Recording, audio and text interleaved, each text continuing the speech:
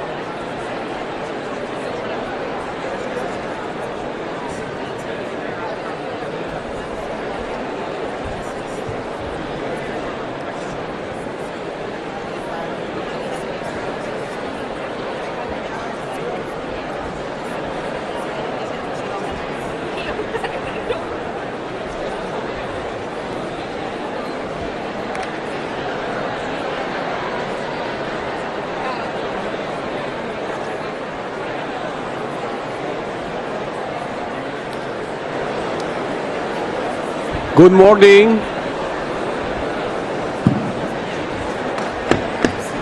Good morning, everyone. Please take your seats.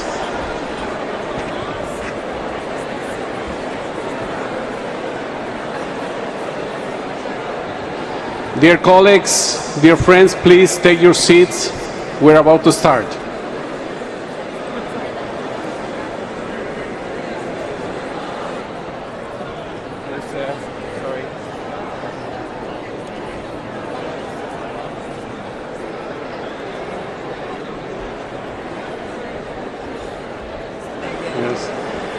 Good morning, everyone. Please take your seats. Thank you very much. We're about to start.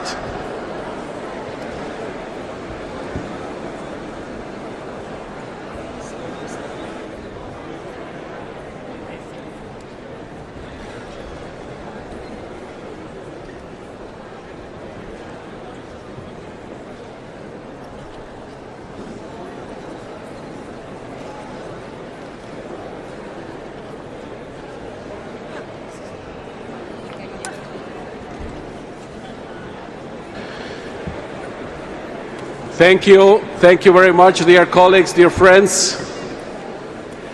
Excellencies, distinguished delegates, ladies and gentlemen.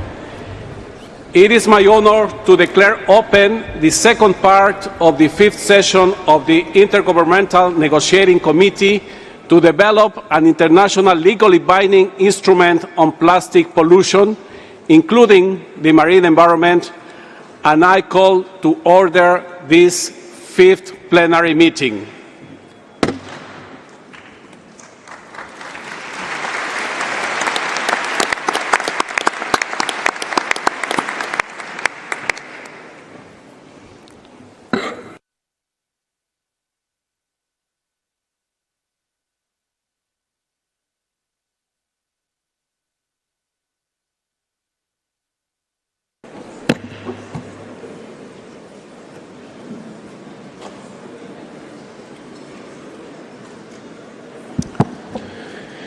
Excellencies, distinguished delegates, observers, colleagues, and dear friends, I would like to begin my statement by addressing you in my mother tongue, Spanish, in order to warmly welcome you to the Palace of Nations for the resumed fifth session of the Intergovernmental Negotiating Committee. The Palace of Nations is a historic venue which was built to provide a home to the ideals of peace, freedom and cooperation among nations, and has witnessed key moments of multilateral diplomacy. Thus, we are in an enabling environment so that our will to work will translate into positive outcomes. Please allow me to begin by extending heartfelt thanks to those whose commitment and dedication has brought us to this critical moment. To Inga Andersen, Executive Director of the United Nations Environment Programme, for her constant guidance and unwavering defence of environmental multilateralism. Thank you very much, Madam Executive Director. To Jyoti Mathur-Filipp, Executive Secretary of the Intergovernmental Negotiating Committee, and her outstanding team, thank you for supporting this process with professionalism, transparency and tireless dedication. Thank you so much, Jyoti. And to Katherine Schneberger, Director of the Swiss Federal Office for the Environment, thank you for your generous welcome to Geneva, the bulwark of multilateralism and cooperation amongst peoples, and for your country's support throughout this process. I would also like to acknowledge the constant support of UNEP's staff, the INC Secretariat, and the United Nations office at Geneva. Your logistic and technical support has provided us with the necessary foundations for fruitful work. Thank you so much for that. I would also like to welcome observers participating in this meeting. I'd like to thank you for your valuable perspectives, technical skills and innovative ideas. You represent civil society, industry, science and communities throughout the world, including indigenous peoples. And it are your voices that ensure the credibility and inclusion of this process. I'd like to encourage you to continue a vital role, not only as observers, but as active participants, as your contributions will help delegations build bridges and overcome differences. And lastly, but certainly not least, given your most relevant role in this collective effort, I would like to thank the member states represented here through your delegations. This is a negotiation among states. You are at the very heart of this process. You're the ones taking the decisions. Let's not forget that. And that means, as the Latin thinker said, a huge right, but at the same time a colossal responsibility. I would like to acknowledge your original decision, because all of you adopted the initial mandate through Resolution 5/14 of the United Nations Environment Assembly, which triggered this process. We know we still have a lot of work to do, and I don't want to underestimate how complex it will be, but we have already found significant points of convergence on difficult subjects, but there are still some outstanding differences of opinion. Nevertheless, I trust that there will be enough political will to overcome them, the same will that has helped us make progress in our work and brought us to the brink of a historic moment. Please allow me now to continue my statement in English. Dear colleagues, we have come to Geneva with a shared vision to finish the work we start together and to fulfill the mandate given to us under UNEA Resolution 514. For the first time in history, the world is within a reach of a legally binding international instrument to end plastic pollution. This is a challenging task, but a deeply necessary one. We are facing a global crisis. Plastic pollution is damaging ecosystems, polluting our oceans and rivers, threatening biodiversity, harming human health, and unfairly impacting the most vulnerable. The urgency is real, the evidence is clear, and the responsibility is on us. We understand how we arrived to this point. A natural disaster did not cause this crisis. It is mainly an unintended result, since we are pretty sure nobody wants plastic pollution. Still, we have not been able to find a systematic and an effective way to stop it. Pollution results from our decisions, habits, and systems that have persisted because we have been unable to find ways to control it. Since it is a human-made crisis, it can and it must be tackled through human effort and global cooperation. We are supported by the best available science, which clearly shows that an effective international framework for cooperation and accountability, one that adopts a comprehensive approach throughout the life cycle of plastics, can significantly reduce plastic pollution and provide great benefits for both the environment and public health. You, member states, have the mandate, information, and authority to act. You understand your national priorities, your red lines, and constraints. This moment demands concrete and meaningful progress, not maximalist positions, but joint solutions, not finger-pointing, but pragmatic engagement. This moment calls for a recognition that the common good does not conflict with national interests, but instead arises from a careful and courageous balance between them. Since the first part of these sessions ended, I have worked closely with the Bureau and the Secretariat to develop a clear, organized, and tailored work plan that meets our needs at this stage.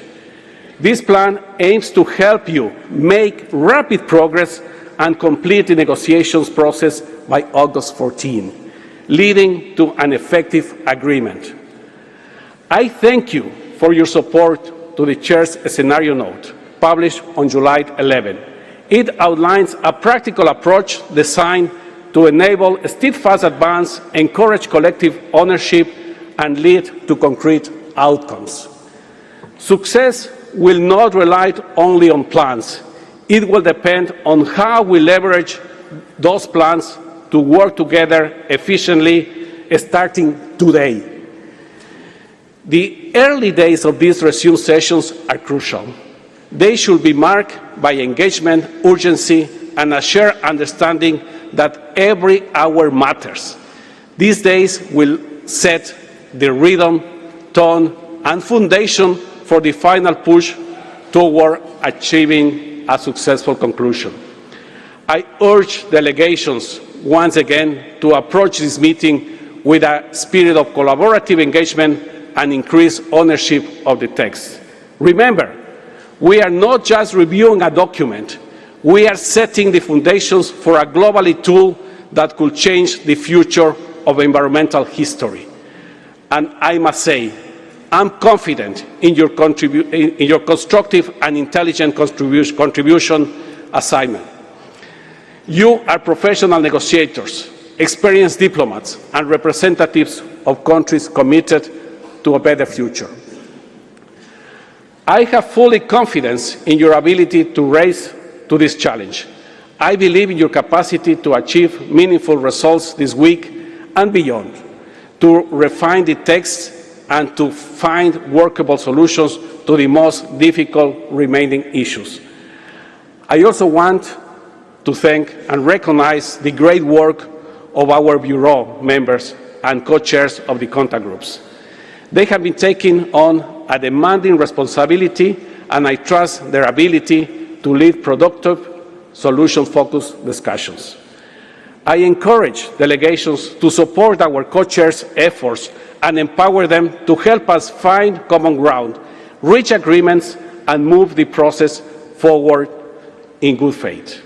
Colleagues, allow me to recall a fact that I believe is clear to all of us. Time is of the essence. The world awaits substantial news from Geneva. People across continents are watching us with hope. They relied on this process to deliver not just promises, but real results. Let's see August 14 not as a deadline, but as a day of achievement.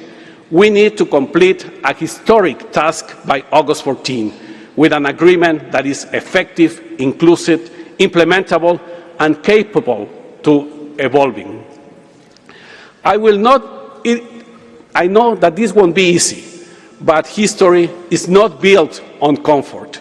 It is built on courage, teamwork, and compromises. Together, we can make this meeting truly significant. Thank you very much.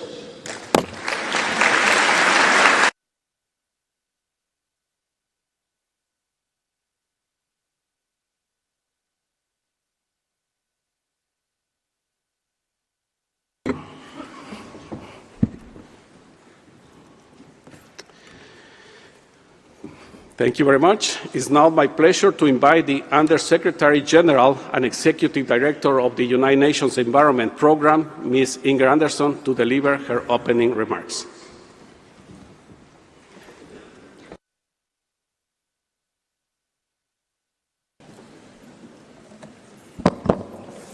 Good morning.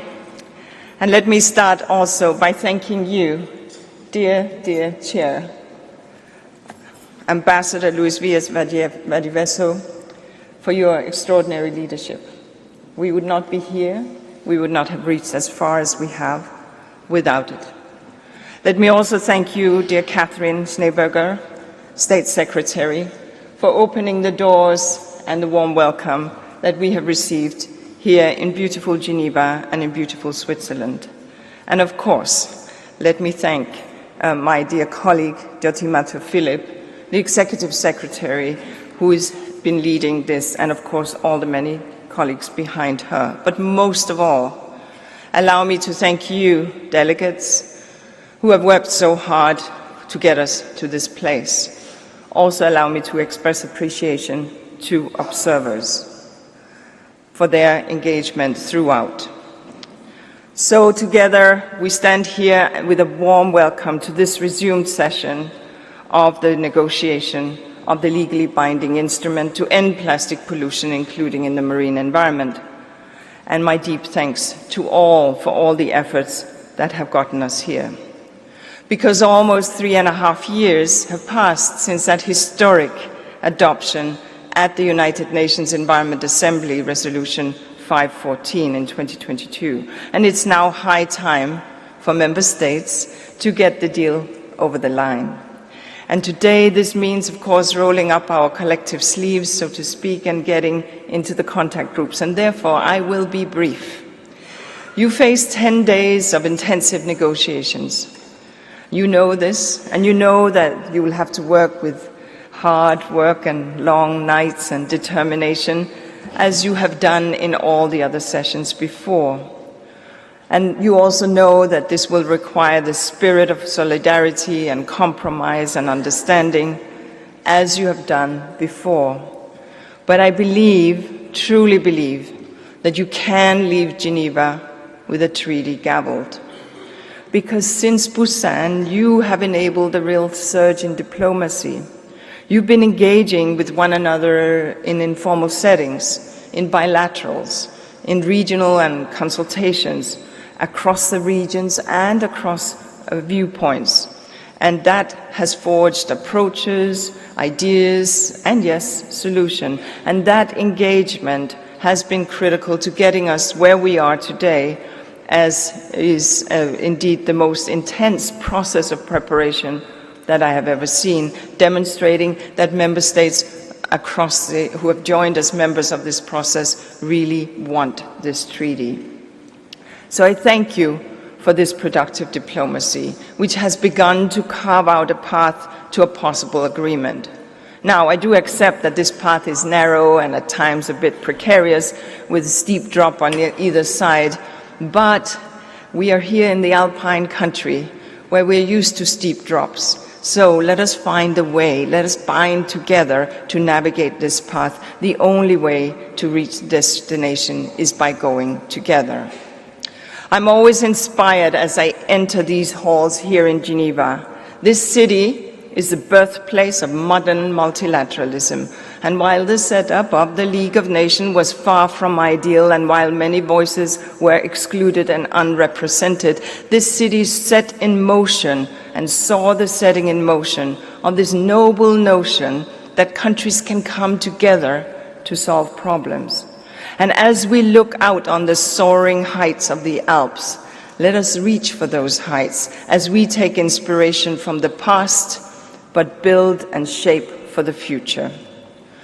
I also invite you to draw inspiration from the establishment of the Intergovernmental Science Policy Panel on Chemicals, Waste and Pollution, which could provide important science for the Treaty on Plastic Pollution. By agreeing to this panel in Punta del Este just 2 months ago, member states proved yet again that multilateralism delivers, and now it's your turn. As you get down to negotiating, I remind you that, which you know, that the world wants you to succeed. The world wants and needs to tackle plastic pollution crisis. People are frankly outraged by the plastic in their environment. They are worried, they are watching, and rightly so. Plastic pollution is already in nature, in our oceans, and in our bloodstreams, and the plastic leakage to the environment is predicted to grow.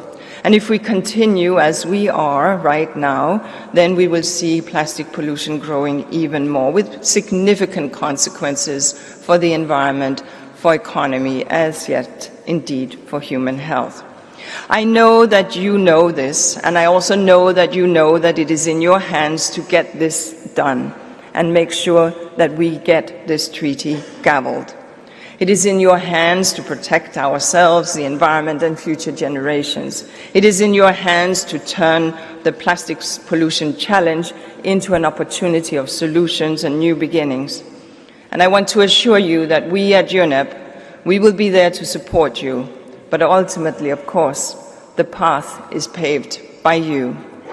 So I ask you to reach across the aisle and start crafting the chair's text into that final agreement. One that draws on the many areas of convergence, one that starts with real strength, but also includes the hooks for future developments, and one that sets the world on a path to end plastic pollution forever. Thank you.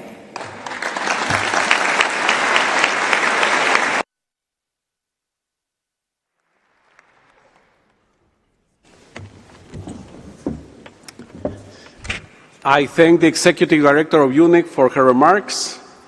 I have now the pleasure of inviting the Director of the Federal Office for the Environment of Switzerland, Ms. Katherine Schneberger, our host country, to deliver her opening remarks.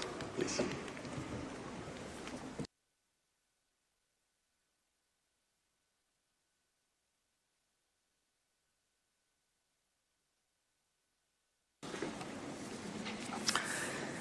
Mr. Chair, Madam Executive Director of the United Nations Environment Programme, dear Inger, Madam Executive Secretary of the INC on Plastic Pollution, Excellencies, distinguished colleagues. It is a great pleasure for Switzerland to host these pivotal negotiations with the objective of finalizing a treaty text to put an end to plastic pollution. I am delighted to welcome you to Geneva, a city that embodies dialogue, cooperation, and a commitment to multilateralism. Geneva is a global hub for environmental governance, particularly in the field of chemicals and waste. The reason that brings us together is clear. We want to end plastic pollution. We want to protect human health and our environment. And we want to do that now. However, we must also acknowledge that multilateralism is facing challenges. Geopolitical tensions and financial crises can sometimes hinder our ability to act collectively. Let's demonstrate to the world that multilateralism is effective. Let's demonstrate to the world that countries are willing to find sustainable solutions. And let's write history again in the Palais des Nations. Excellencies, dear colleagues, writing history means engaging constructively, taking collective action and delivering concrete results. In the coming days, we have the opportunity to do just that. By negotiating core elements of an effective plastics treaty and by finding comprehensive solutions and measures across the full life cycle of plastics to address plastic pollution effectively. But in doing so, we must bear one fundamental fact in mind. Plastic pollution knows no borders. It is what we call transboundary pollution. It moves with rivers, oceans, wind, and trade.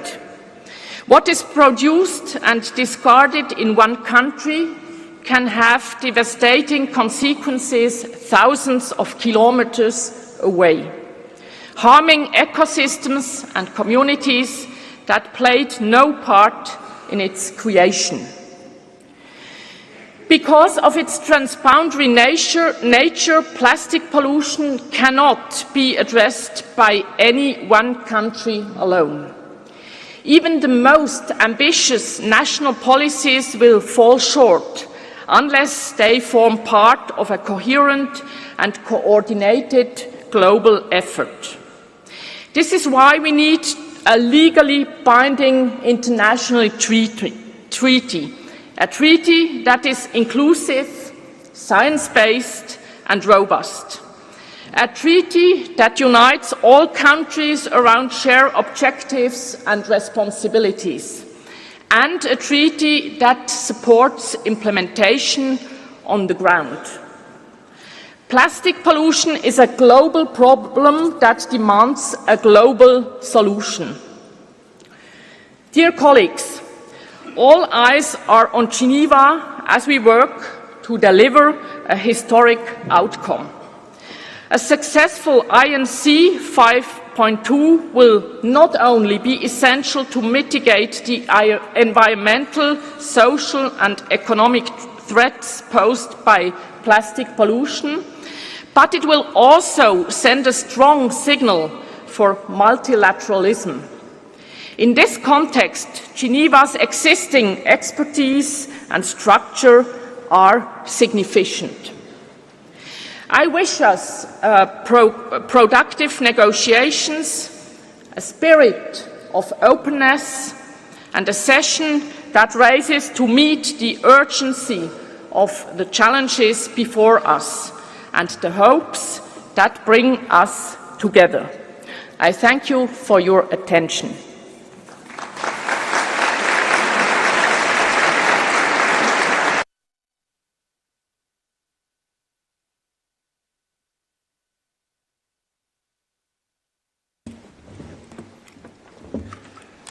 I thank the Director of the Federal Office for the Environment of Switzerland for her remarks. And now I would like to invite our Executive Secretary, Ms. Jyoti Mathur-Filipp, to provide her opening remarks.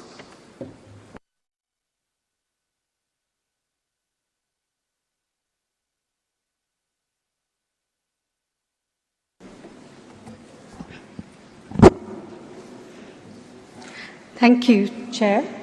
Ambassador Luis Valles Valdivieso, Chair of the INC, Ms. Inger Andersen, Executive Director of the UN Environment Programme and Under-Secretary General of the UN, Excellency Ms. Katherine Schneberger, Director of Switzerland's Federal Office for the Environment, Excellencies, distinguished delegates. It is an honor to welcome you to the resumed fifth session of the Intergovernmental Negotiating Committee on Plastic Pollution. I begin by expressing my sincere gratitude to Switzerland for hosting us for INC 5.2. I would also like to express my appreciation to our colleagues here at the UN Office of Geneva for their incredible support and tireless efforts in facilitating the arrangements that have made this session possible.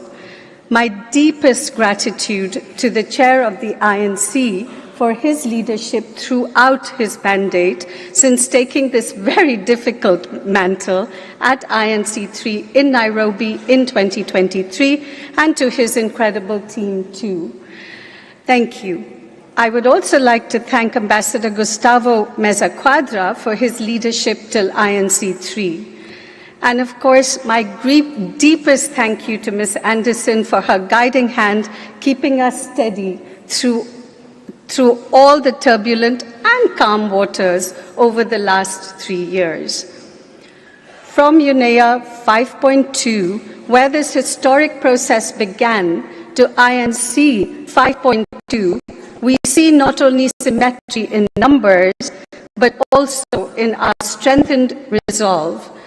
What was set in motion in Nairobi has weathered complexities, moments of challenge, and hard-won progress. And it is precisely this shared endurance that strengthens our resolve and brings us determined and forward-looking to this historic hall today and the birthplace of modern multilateralism. I'm deeply grateful to the members of the committee for your steadfast commitment over the past 3 years. My gratitude also extends to observer organizations whose ongoing engagement, deep expertise, and valuable insights reinforce the essential importance of inclusive and collaborative environmental multilateralism.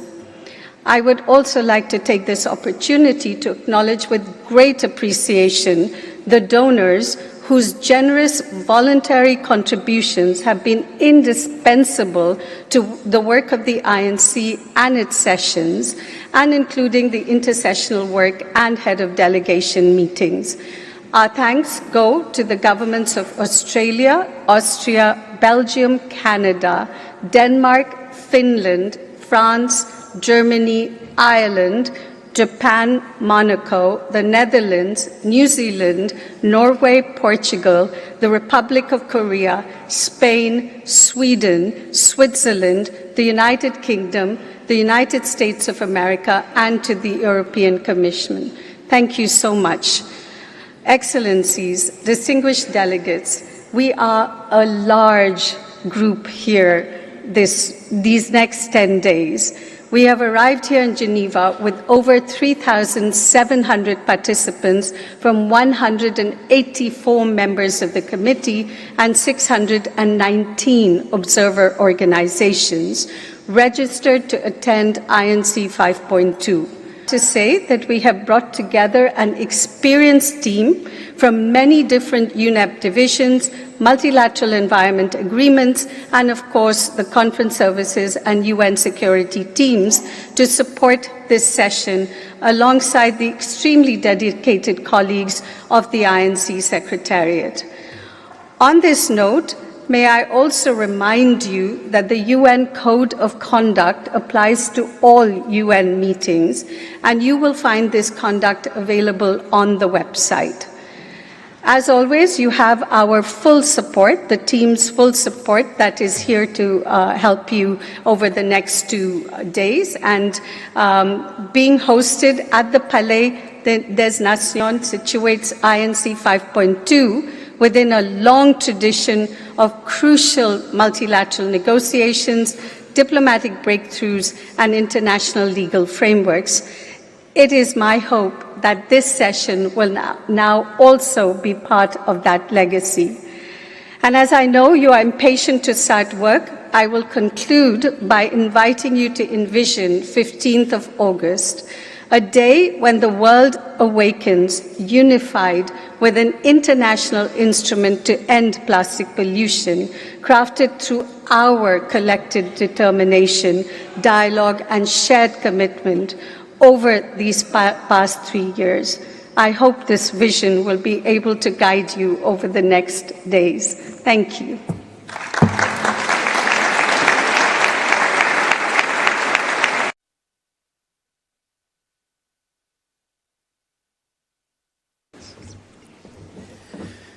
Thank you, Executive Secretary, Excellencies, distinguished delegates, ladies and gentlemen. Before I close this opening segment, I would like to voice my appreciation to Ms. Asha Challenger for her work as rapporteur of our process. Thank you, dear Asha.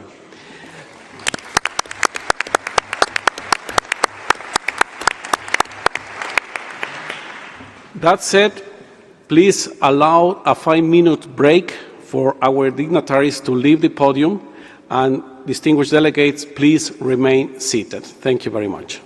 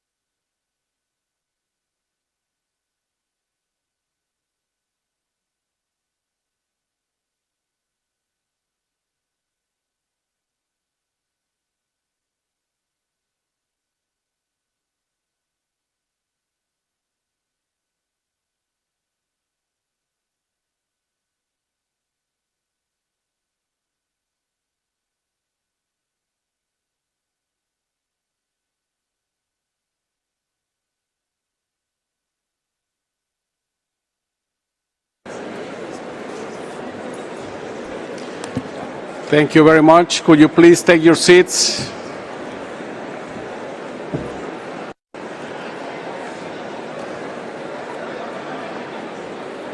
Thank you. Thank you, dear colleagues. Please take your seats.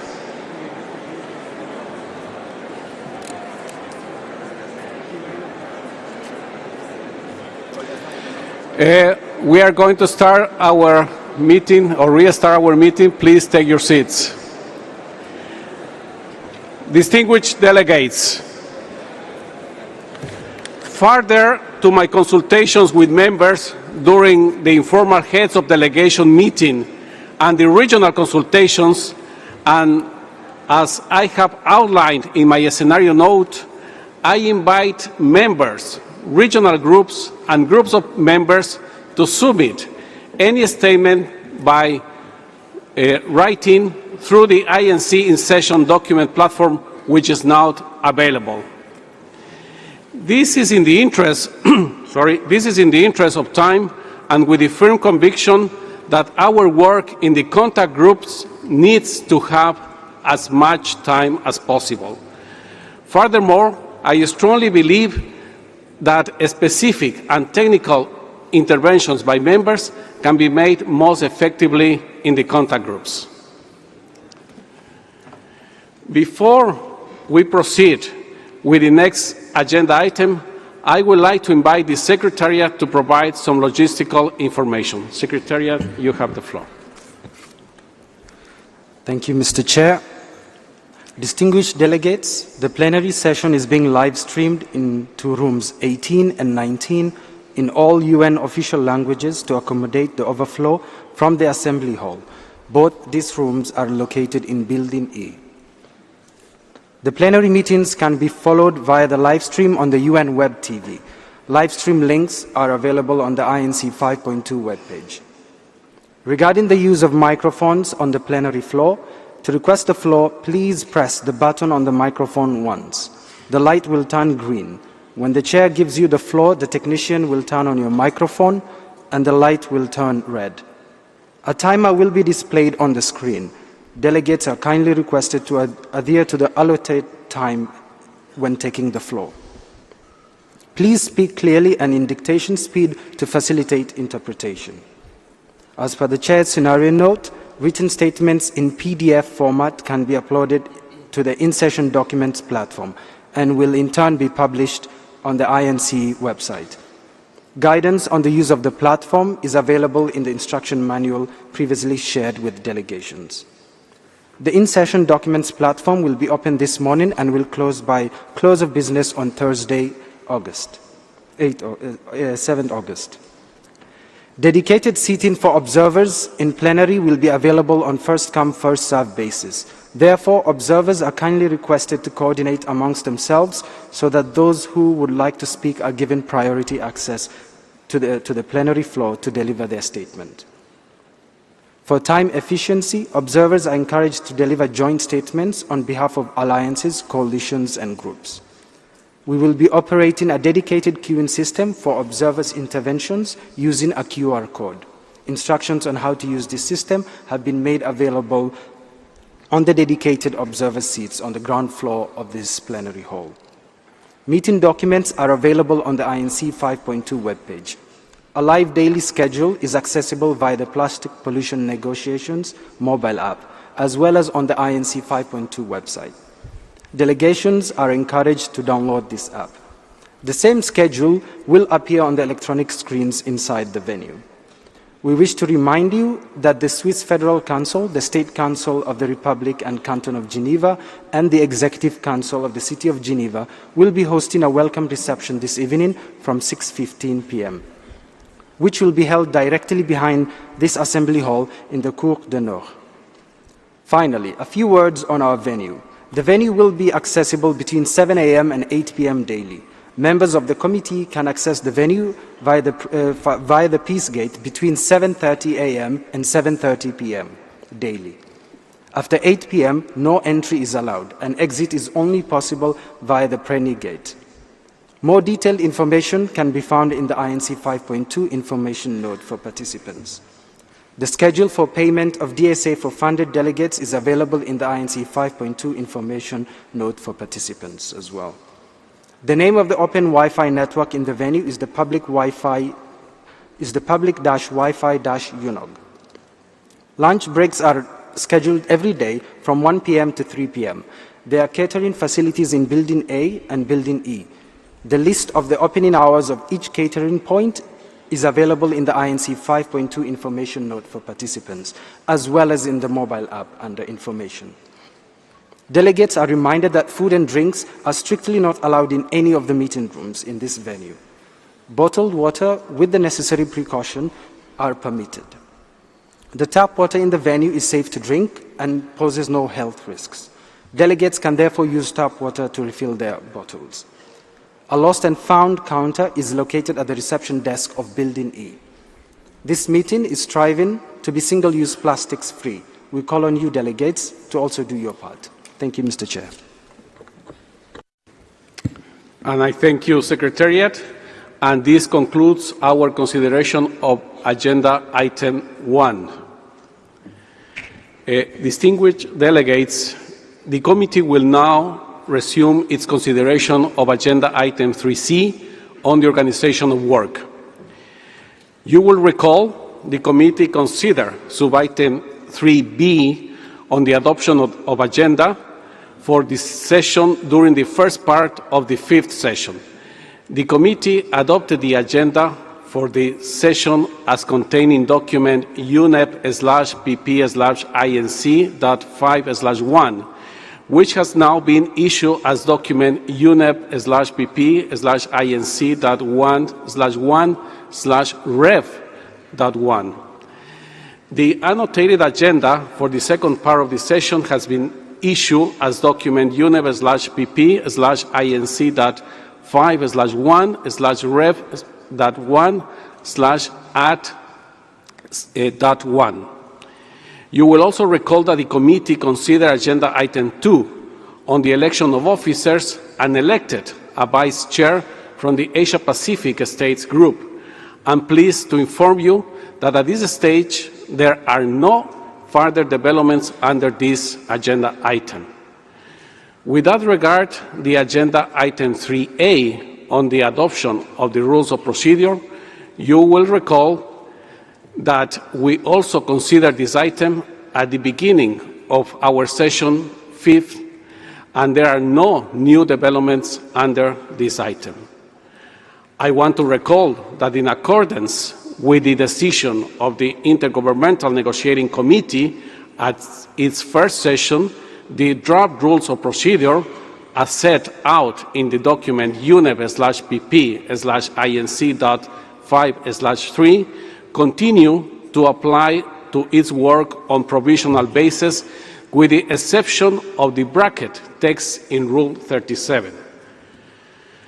You will also recall that at the second session, the committee decided to adopt the following interpretive statement relating to Rule 38, Paragraph 1, on the draft rules of procedure. The Intergovernmental Negotiating Committee understands that, based on discussions on the draft rules of procedure for the Intergovernmental Negotiating Committee, there are differing views among Intergovernmental Negotiating Committee members on Rule 38, Paragraph 1, and its reflection in the report of the Intergovernmental Negotiating Committee on the work of its first session. Therefore, the provisional application of Rule 38, Paragraph 1 of the draft rules of procedure has been a subject of debate. In the event that Rule 38, Paragraph 1 is invoked before the rules are formally adopted, members will recall this lack of agreement. I trust that we will complete our work here in Geneva in a spirit of good faith and cooperation. I count on your support to ensure that we can work together constructively and effectively.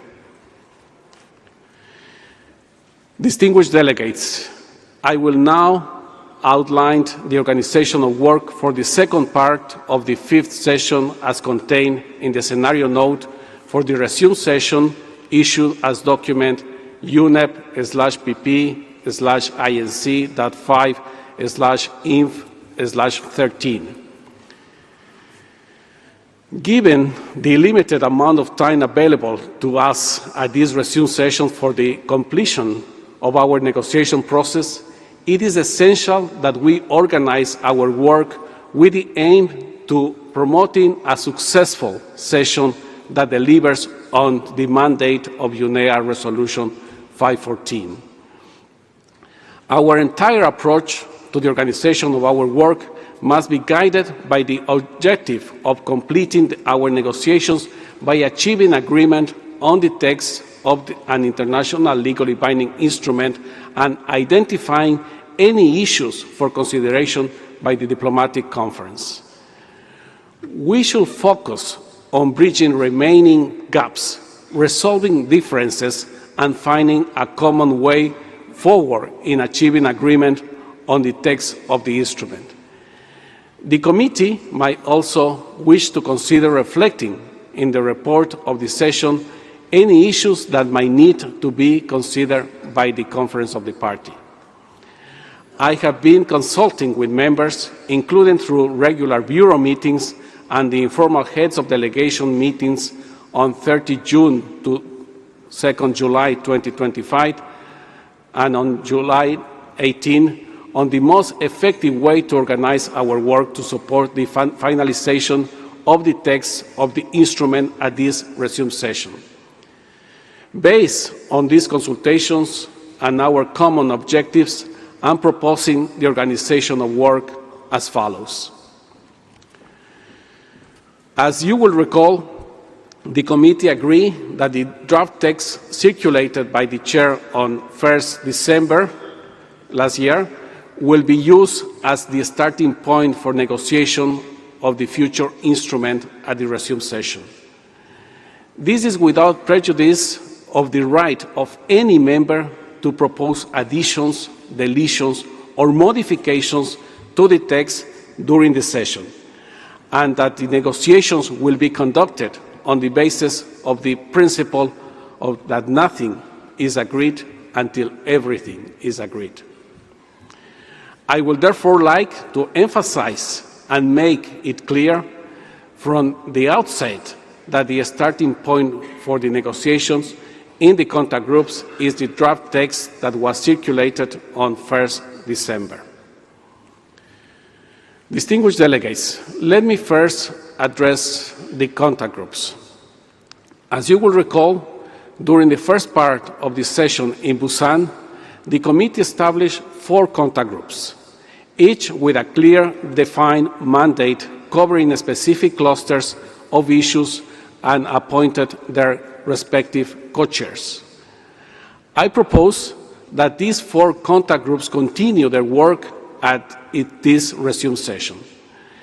The mandates of the contact groups remain generally as agreed at the starting of our session in Busan, with one fine-tuning based on the consultations we had during the formal heads of delegation meeting and with the Bureau, and as outlined in my scenario note. I have also noted in my scenario note that 2 of the co-chairs originally appointed in the first part of the session to facilitate the contact groups are no longer available to serve in this capacity.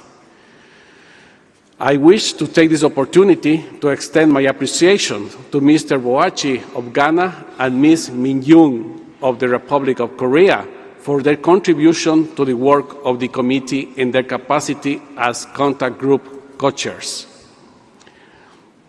After consultations, I propose that the committee appoint Mr. Peter Justice Derry of Ghana as co-chair of Contact Group 2, and Mr. Go Kobayashi of Japan as co-chair of Contact Group 4.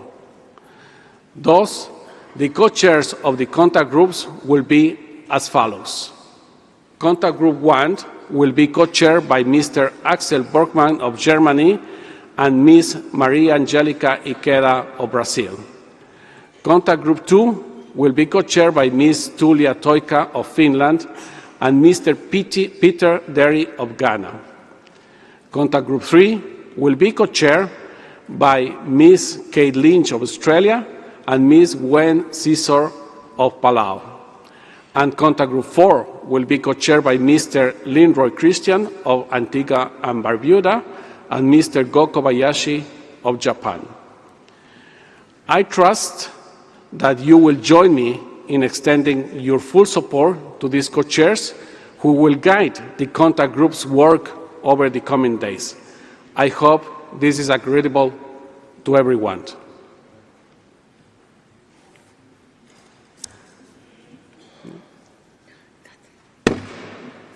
Thank you very much.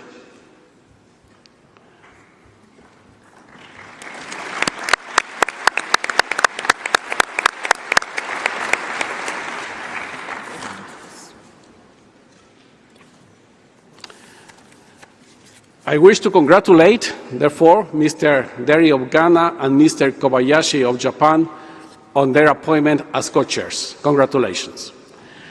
I also wish to extend my appreciation to all the other co-chairs for continuing to undertake this important task of facilitating our negotiations. For all issues within their mandate, the contact groups will first, conduct textual negotiations and make proposals for consideration of the committee. And second, time permitting, and if needed, identify any issues where relevant for consideration by the diplomatic conference. I would like to emphasize that the priority of our work this week is delivering concrete negotiation outcomes to finalize the text of the instrument.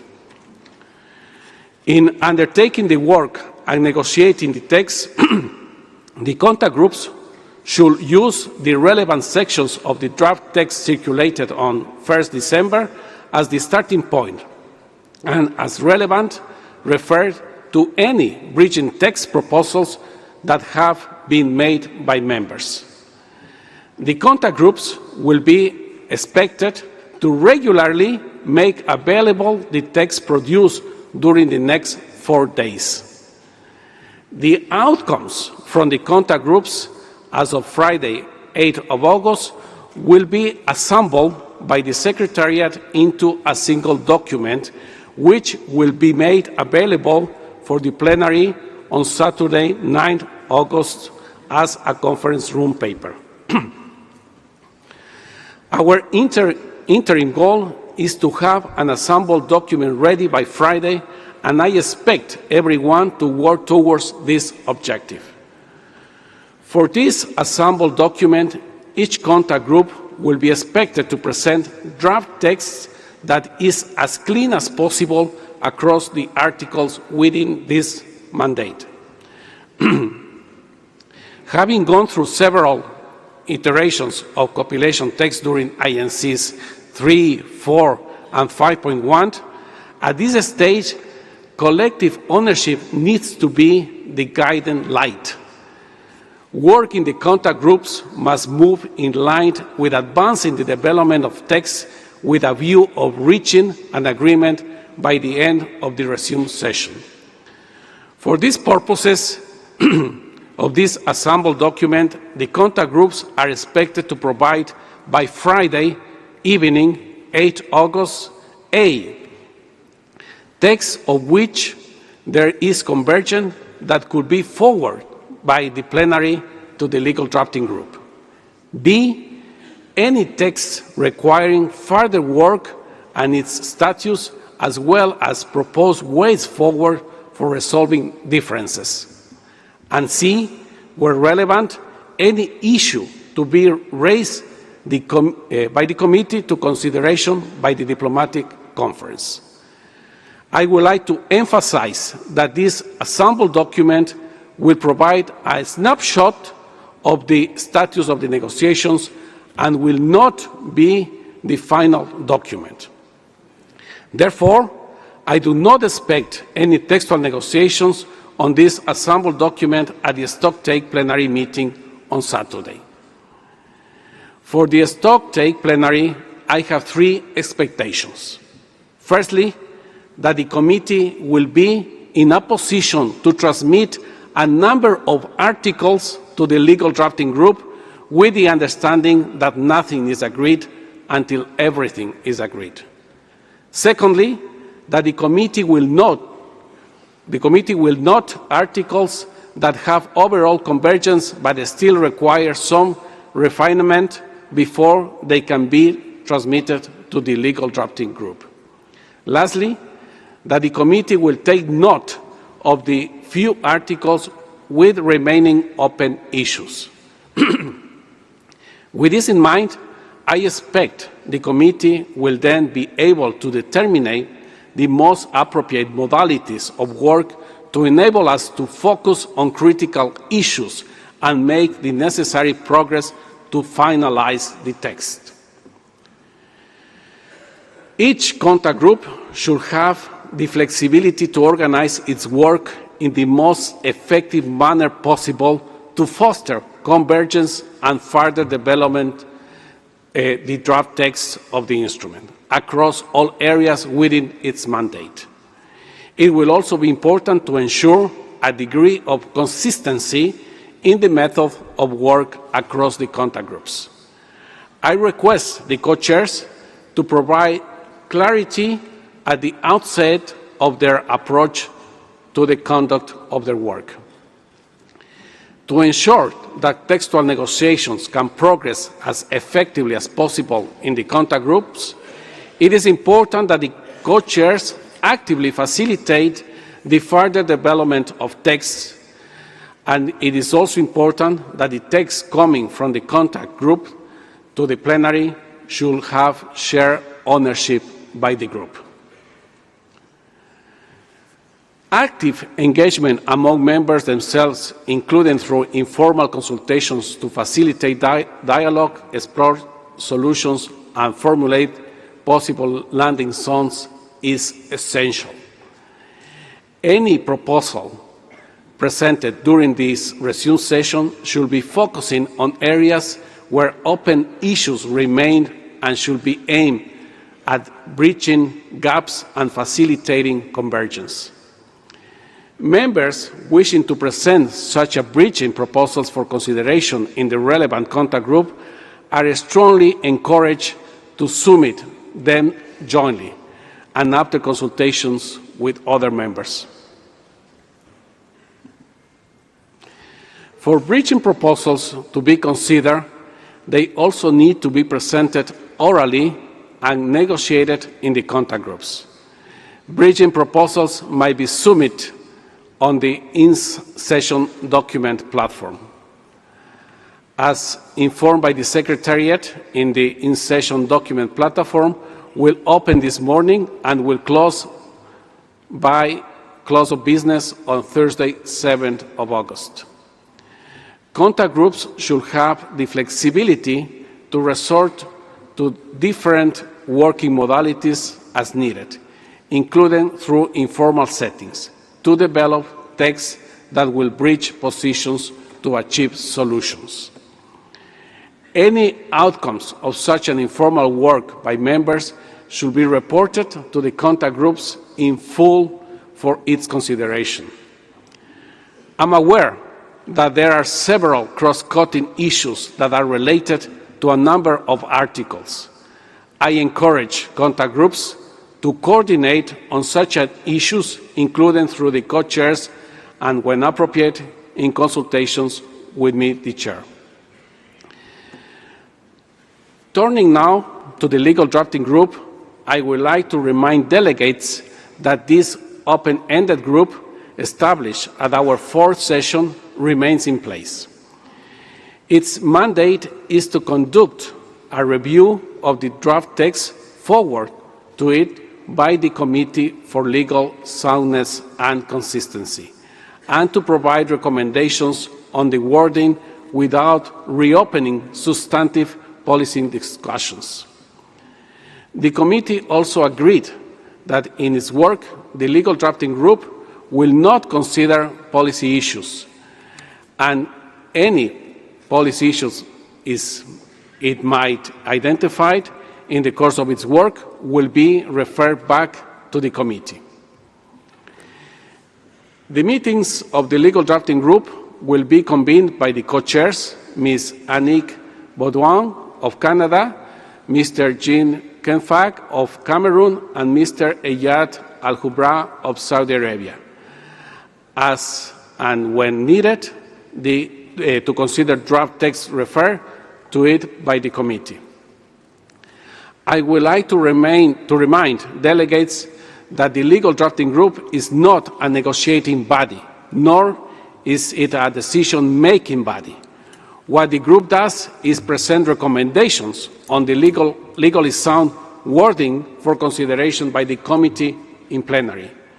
It is ultimately the committee that agrees on text. We should endeavor to refer draft text as early as possible to the legal drafting group.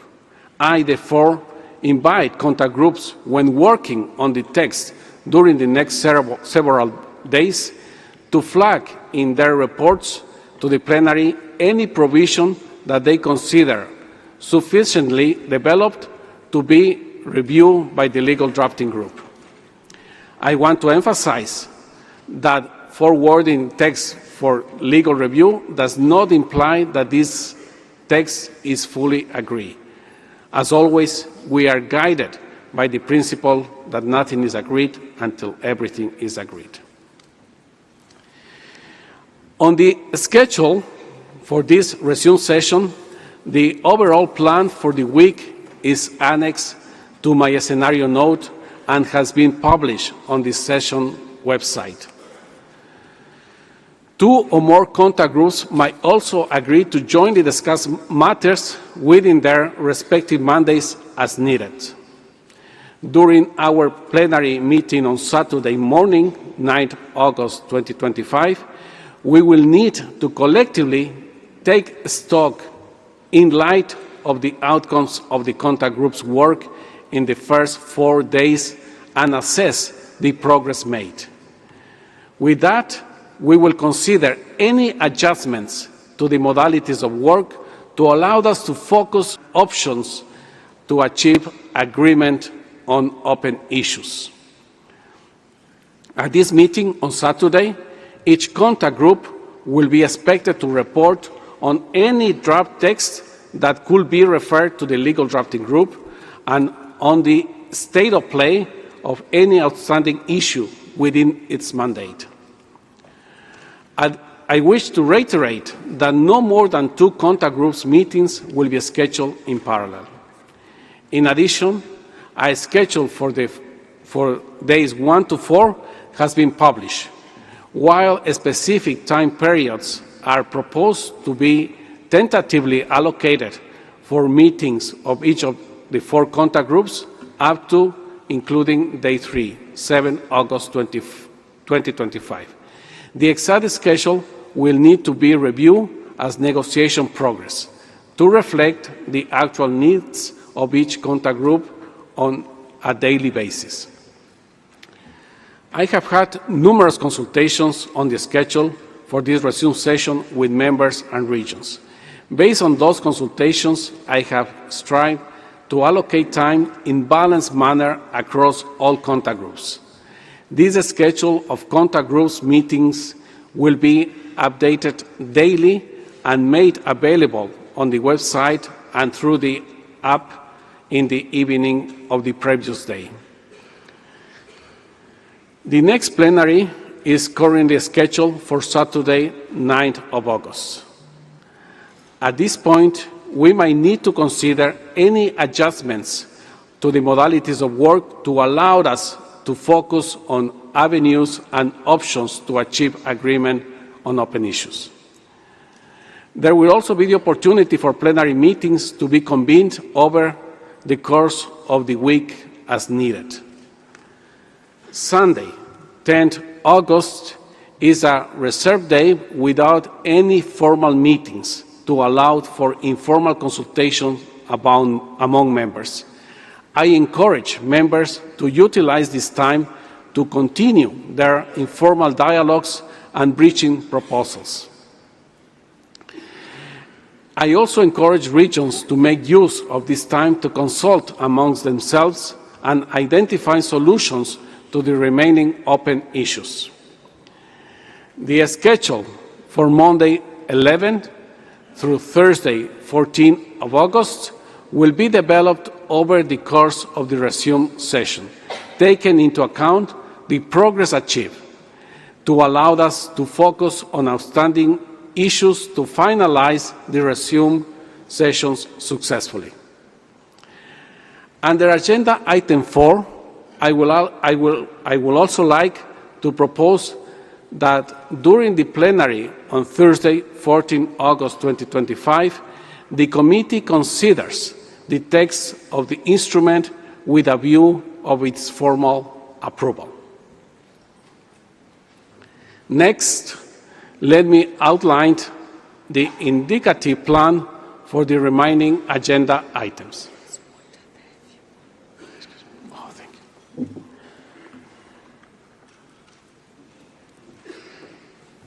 Thank you. Next, let me outline the indicative plan for the remaining agenda items. It was good with the water. In the plenary of Thursday, 14 of August, we will also consider Agenda Item 5 on other matters. Should there be any issue that the committee might wish to refer for the consideration of the diplomatic conference for its consideration, this can be addressed under this agenda item. I will also invite the Executive Director of UNEP to inform the committee on the next steps regarding the diplomatic conference under this agenda item. Further, under this agenda item, I will invite the Secretariat to present the practice on how approved texts of treaties are reviewed for minor editorial adjustments, as well as the process through which all language versions can be verified. Should any member wish to raise any other matters under this item, I invite you to inform me at this plenary meeting. During the plenary meeting on Thursday, 14 of August, the committee will also consider Agenda Item 6 on the adoption of the report of the session. You will recall that at the end of the first part of the fifth session, the committee adopted the report for the first part of the session contained in document UNEP/PP/INC.5/8 on the basis of the draft report that had been circulated, on the understanding that the committee will be invited to adopt the remainder of the report once drafted and circulated to all members at the resumed fifth session.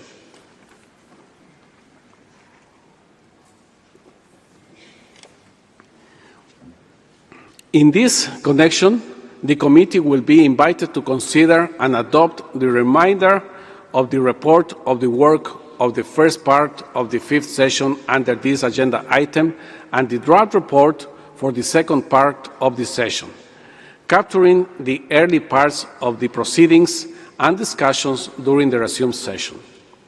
Finally, on Thursday, 14 August, the committee will consider Agenda Item 7 at the closing of the session.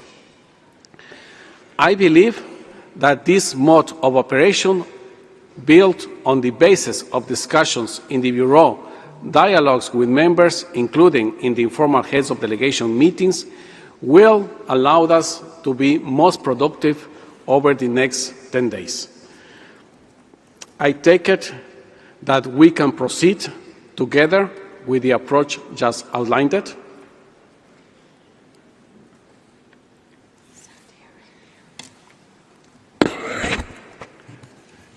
Saudi Arabia, you have the floor.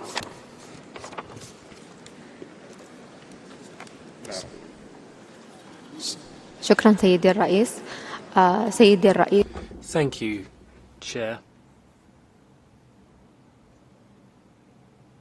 On behalf of the Arab Group, I would like to make a statement regarding the working methods. Change the language here. How do we do that? This one here? Okay.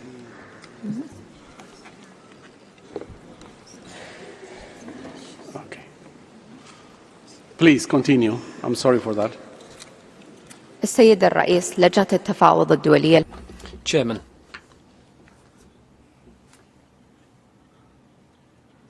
Chair of the Intergovernmental Negotiating Committee, ladies and gentlemen, on behalf of the 20 member states of the Arab group and over 440 million people, I have the honour to deliver this statement.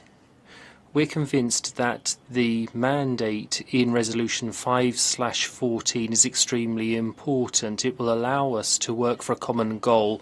This means to tackle plastic pollution. This resolution is the basis for our work, and it recognises the specific circumstances of developing countries and their level of development. The resolution also insists on common but differentiated responsibilities between developed and developing countries. It also considers certain circumstances as evoked in the Rio Declaration.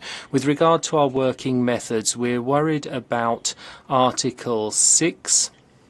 It has been included in the programme of work for contact groups. This is despite repeated appeals from various groups, including some which are in favour of the article. We believe that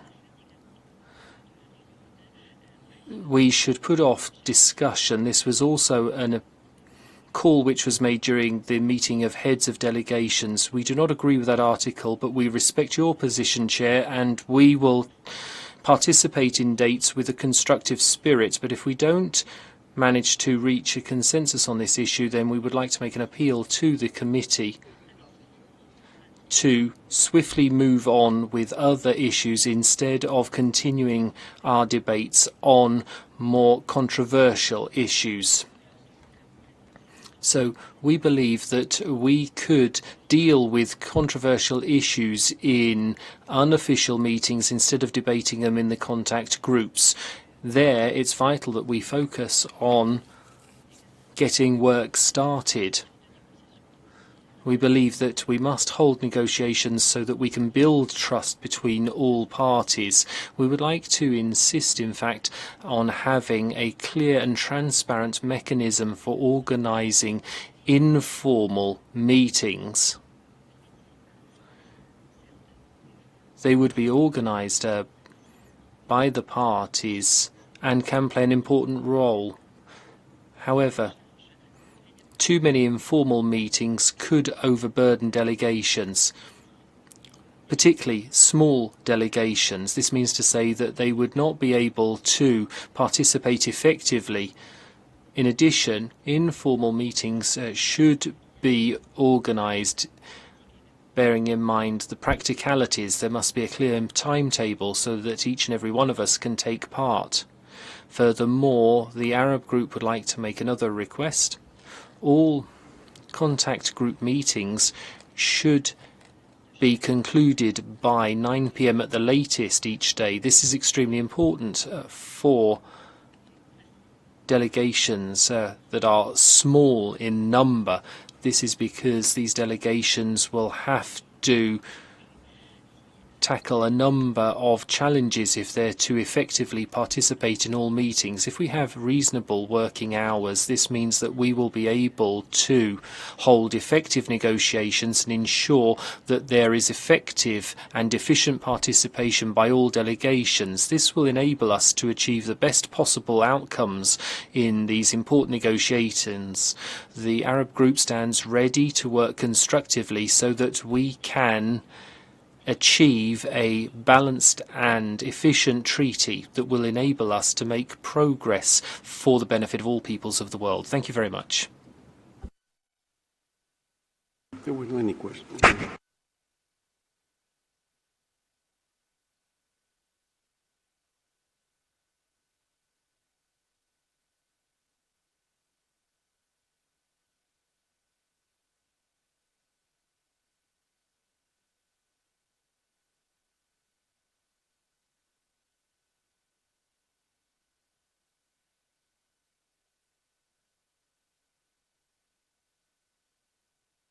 I thank you very much, Saudi Arabia.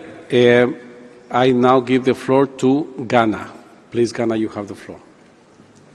Thank you, Chair. I make this intervention on behalf of the African Group of Negotiators. Africa has requested multiple times for contact groups 1 and 3 not to meet or run simultaneously. Although the largest UN group, Africa remains a region of multiple small delegations, underfunded and overstretched. In the spirit of inclusivity and transparency, we demand our requests be taken into account and the schedule be adjusted accordingly to ensure that contact groups 1 and 3 do not meet simultaneously. Indeed, the AGN is unable to participate in the contact group discussions if this issue is not resolved. I thank you, Chair. And I thank you very much, Ghana. Now I would like to give the floor to Marshall Islands, please.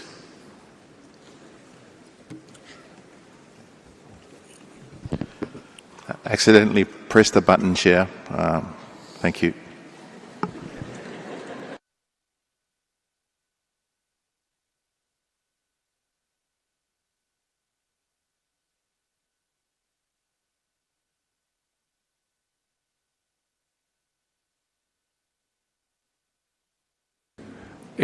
Well, thank you. I'm sorry for that mistake. And now Angola, please.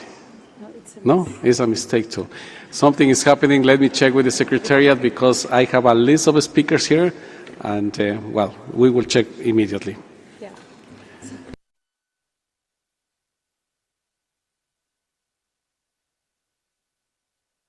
Now the list of speakers is gone. Sorry for that. I thank you very much, and I thank you very much for your comments and also for the constructive way that you are approaching to this session. We have worked actually quite hard on those schedules and trying to find the perfect balance and perfect weight also in sequencing the different articles.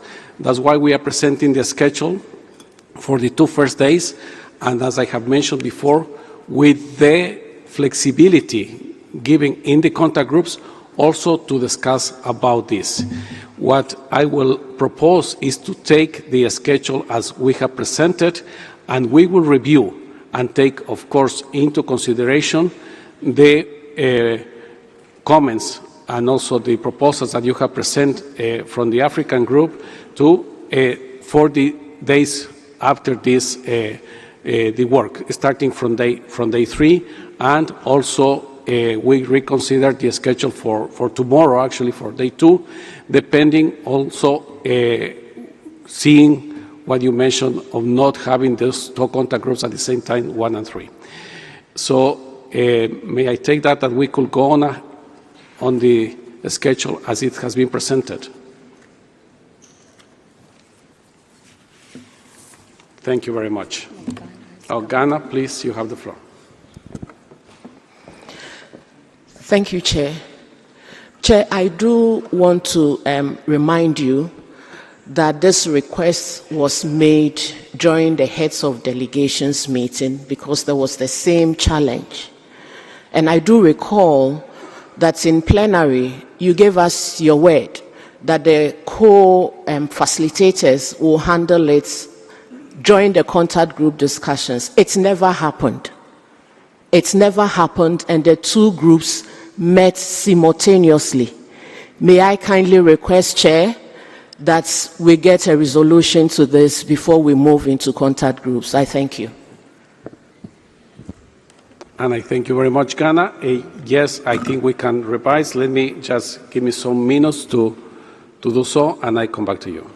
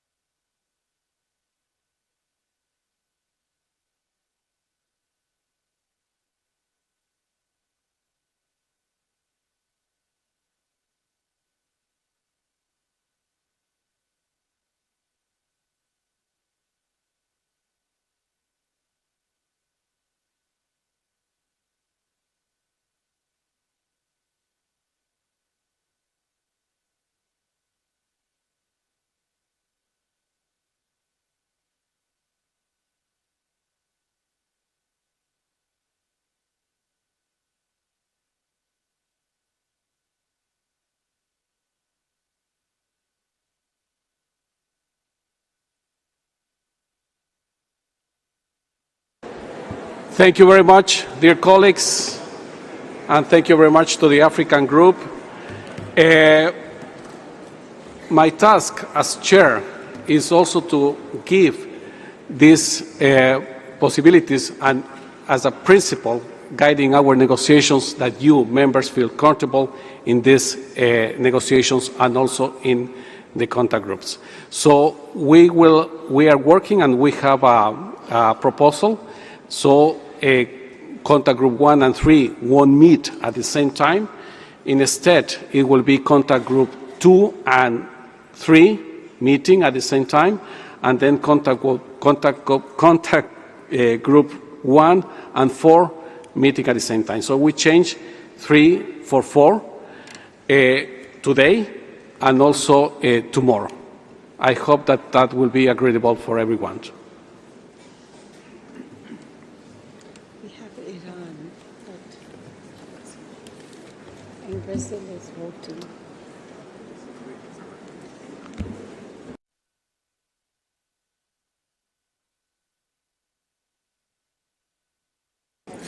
Iran, you have the floor.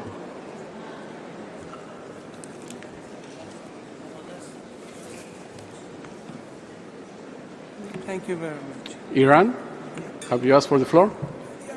Yes, thank you very much. Please, you have the floor. Good morning, colleagues. Since this is the first time that we have the floor, we wish to appreciate you and also the INC Secretariat, as well as the government of Switzerland, for giving us another opportunity to sit together and try to resolve the outstanding issues with the hope that we could conclude these negotiations in this conference.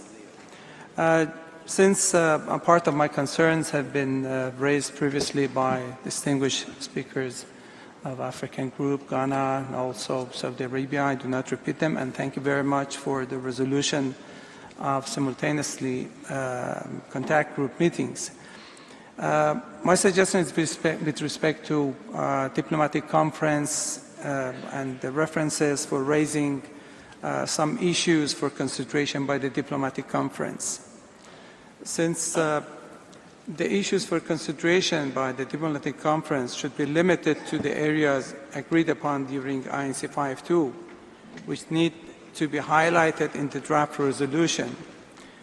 And such issues shall in no way determine any agenda, including the discussion on substantial issues between the diplomatic conference and the first COP meeting of the future instrument, and or prejudge the first COP decision on its priority areas of work, including establishment of any subsidiary bodies, annexes, list of possible products and substances, targets, and timelines. So the diplomatic conference should be of ceremonial nature and nothing more than it. And we expect that we can stick to this understanding, since this is exactly the language of Article 12 of the Union Resolution 5/14, which only requests the Executive Director to convene a diplomatic conference for the purpose of adopting the instrument and opening it for signature. Thank you.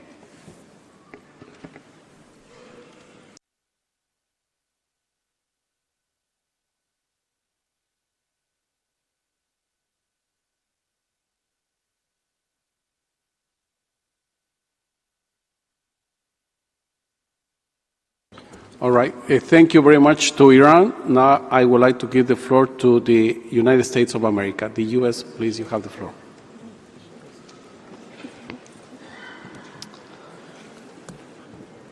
Thank you very much, Chair.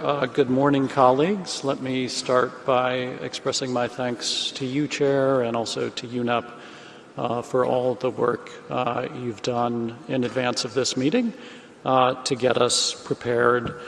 I just wanted to ask for a little bit of clarification. So, with respect to the proposal to swap the organization of the contact groups, I maybe just have a couple questions about this.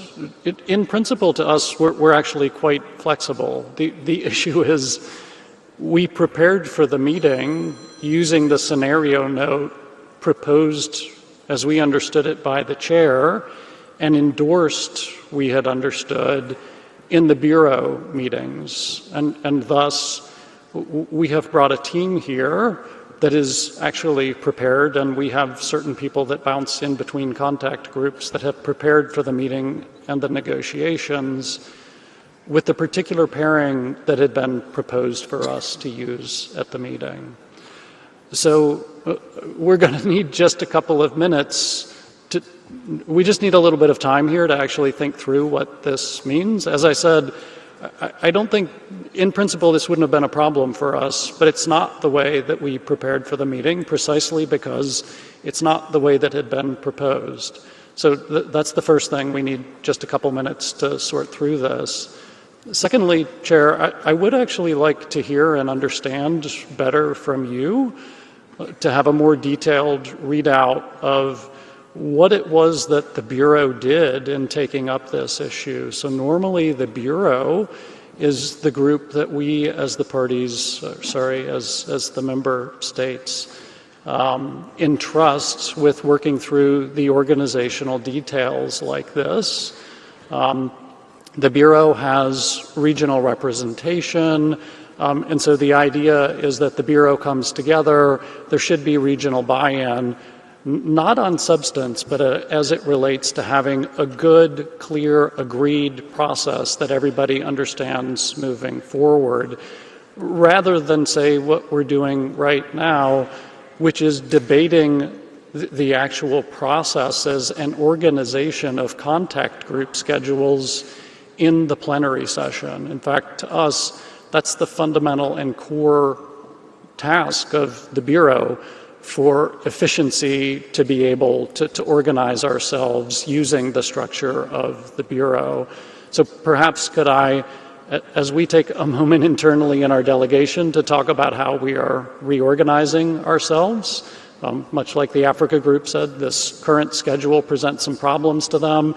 Just to be honest, we would have expected that to be raised in the Bureau, debated there, and it would have been much easier to try to find solutions to this issue in the Bureau itself, which to us is the actual purpose of the Bureau.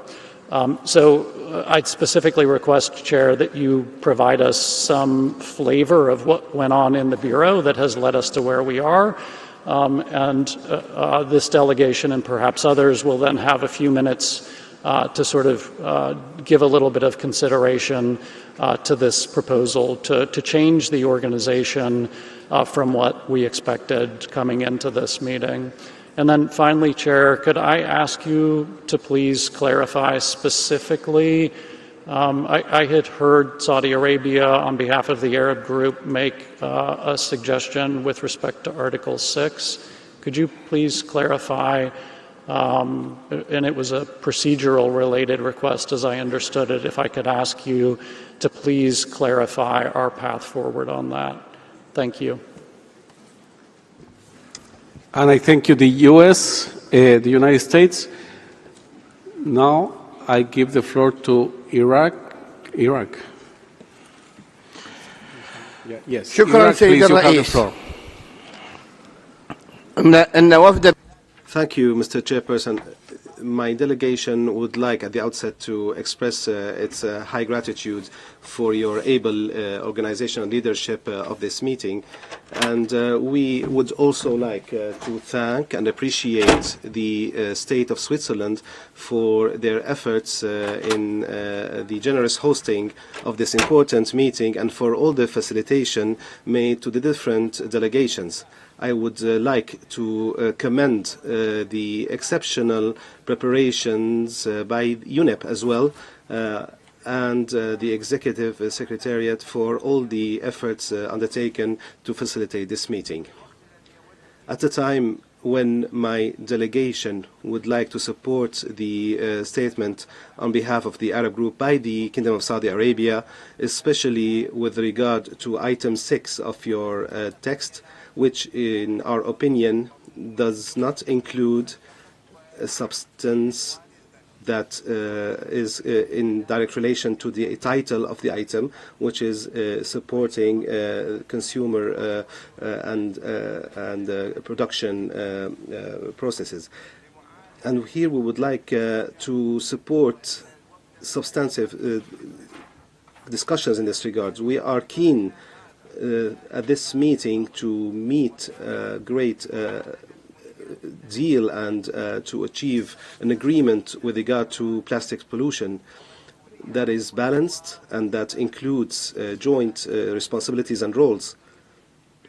This can only be achieved with a spirit of flexibility and realism, and we need to abandon all prejudices that are not directly related to the core issues of plastic pollution. We are all after one aim, and we need to put aside our differences in order to achieve consensus. Important principles such as the sovereign right of the use of natural resources of each country and the differentiated responsibility between developed and developing nations, these are all core elements that will enable success, and this has been the case for all those who preceded us in this process. I will leave aside all the technical aspects of our interventions, Mr. Chairperson, to all the respective contact groups. Thank you, Mr. Chairperson. And I thank you, Iraq. And now I will give the floor to Senegal. Please, Senegal, you have the floor. Merci. Thank you very much, Chair, and good morning to everybody. My delegation would like to begin by thanking Switzerland for hosting this important conference, and we do hope that it will lead to success here in Geneva. We align ourselves with the statement made by Ghana on behalf of the Africa Group regarding contact groups 1 and 3 and their meeting simultaneously. The United States are right to have raised that issue and to have referred to the Bureau, and in fact that is why we're also taking the floor now in our capacity as representative of Africa in the Bureau. This was raised within the Bureau following a letter sent to the Secretariat and the Chair by Ghana. So Africa has submitted its views to the Bureau, and we do expect those views to be taken into account. I think that when delegates or representatives of groups take the floor and express concerns, those concerns should be taken into account. This might not be the right place to do so, but it is an issue that could have been addressed some time ago. But we accept the proposal made by the Chair regarding the contact groups, so as to address the issue of contact groups 1 and 3 meeting simultaneously. Thank you. I thank you very much, Senegal.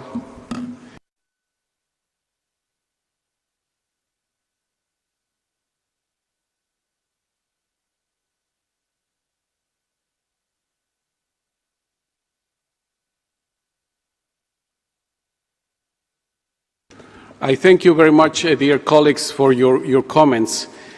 It has taken us 3 years to come here to Geneva, and we are a few days to make history and to start working as soon as possible to make that possible. About the organization of work, it has been brought to the Bureau. We've been working together with the Bureau about the organization of work for this resumed session. It was also presented a draft scenario note to the members of the Bureau, also to work on that clear picture, so to say, for this session. Based on those discussions, prolonged meetings also with the Bureau on organization of work, the Secretariat and I will work on the schedule that we have presented.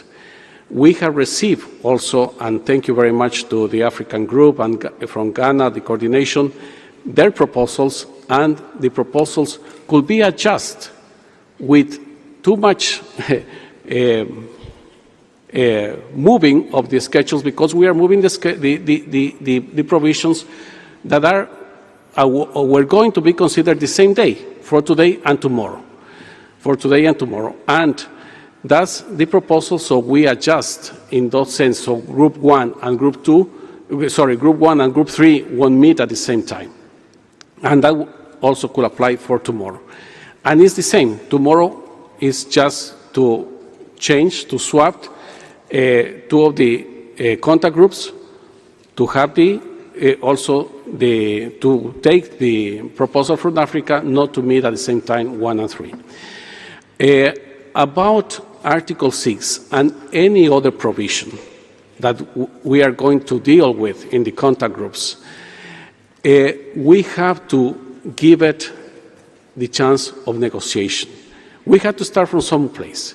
And my proposal, as you have seen in the scenario note, is that we cover all provisions in these 4 days, all provisions. And I have mentioned also in my remarks here in plenary that any issue that will require extra discussions, also the contact groups and the co-chairs of the contact groups will have that flexibility to identify the need of an informal setting to start working with those specific issues. So, having said that, I will also add that we will keep working. We are meeting the Bureau every day, on a daily basis, to assess, to evaluate our progress, and accordingly to work also on the organization of work, including also the schedule. There are different alternatives the moment you want to allocate the different articles. And difficult. It's not easy to find the perfect one. Of course, there will be issues here and there. But of course, we can work together with the Bureau in that regard. So having said that, once again, I will propose to change to swap actually contact group 4 with contact group 2 today and tomorrow, so contact group 1 and 3 don't meet together. So I could, where is it? Oh, 2 and 3 no.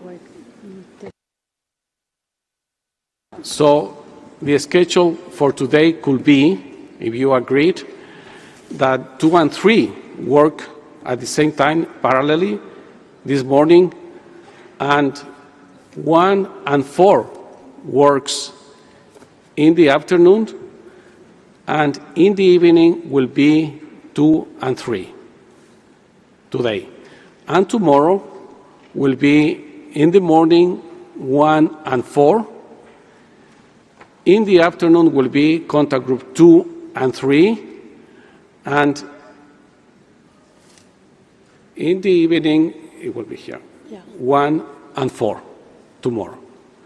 Once again, I ask for your flexibility and constructiveness to accept this and move into the negotiation contact groups where we can also raise our ideas, our suggestions on these matters.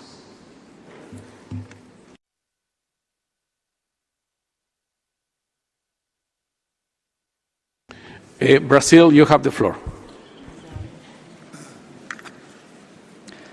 Thank you very much, Mr. Chair. Good morning, everyone. As it's the first time that I take the floor, may I thank you, the UNEP Secretariat, and the government of Switzerland for having us here for this final round of our negotiations. We are always very supportive, as we have always been, of requests made by smaller delegations from developing countries, especially when it comes to having a schedule that would accommodate their need in terms of representation, and the fact that having less delegates that are able to participate in some discussions lead us to having some reforms or changes in our schedule that would best accommodate them. Brazil has always defended consensus as a mode of work here in the INC and elsewhere, and we believe that the best way to achieve consensus is to be very inclusive and to have all delegations as possible in all our discussions. We're also mindful of the fact that it was pointed out by another delegation that there might be a need to have some time in order to reorganize the work of each delegate. So, of course, I think we can always make room for that as well. But just to say that we support not only your decision but the request from the African group. What I would propose further in order for us, because this is already a change, so people will have to adapt to it, that we don't change the order of provisions in each contact group, because then we would be creating a lot of havoc. So I understand that the only thing that we are changing here is just having contact groups 1 and 4 meeting at the same time and 2 and 3, but not changing the order of provisions that we will be discussing in each contact group. I also support what you said about giving the opportunity for all contact groups to discuss all provisions. I think this will be very much needed. And there was one delegation that mentioned that it is important that everybody has access to the information about informals where members will participate. We believe that it's important that all members are able to participate in all informals that are scheduled. It is difficult to anticipate each and every member's interests in specific articles, so it's better just to keep it open for delegations and having this information available for everybody. I would then probably recommend that the best way to do this is via the app, and also have the reformed schedule as you decided upon now, to be also available in the app so that we can all follow this on an equal basis. Thank you very much. I thank you very much. Brazil. I can see in the list the United States. Would you like to take the floor again? The US? Please. Yes. Please. Thank you, Chair. Just a couple of quick points. I think the first is, having had a few moments to think about it, we are okay with changing the pairing of the contact groups, so this delegation can be flexible on that. I would just make two other points, I think. So I understand essentially you are now pairing, your pairs are contact group 2 and 3 together, and then 1 and 4 together. Just to say for us, and probably for some other delegations, that means we're changing how we're deploying our personnel.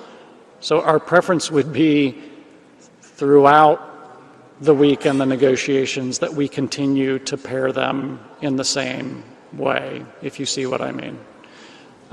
So I did just want to say that. I know you're not deciding the entire schedule of the week here, but if we start switching them back or changing the pairings, it once again, I think, is sort of disruptive to the coverage. But we're flexible in terms of how you move forward with this. I also appreciate your comment about the Bureau, but just that would be my final comment, is it would be our expectation that in the future that the Bureau is able to sort out. I believe that's what you just said a few moments ago, Chair. But to talk about this scheduling, to work it out in the Bureau rather than having the debate in the plenary itself. And that was the point that I was making before, but I just wanted to emphasize that. I think it's a much more efficient and frankly appropriate way for us to proceed, because in fact that's why we agreed to establish the Bureau in the first place. Thank you, Chair. And I thank you very much to the U.S. for your flexibility. Thank you very much. And also we will be working with the Bureau, as I mentioned. I can see in my list Trinidad and Tobago. Please, Trinidad and Tobago, you have the floor. Thank you, Chair. And regarding the matter on the revision of the scheduling, as a small team, we have organized our work and internal coordination based on the previously agreed schedule. Each member of our two-person delegation has been assigned to follow specific contact groups and thematic areas accordingly.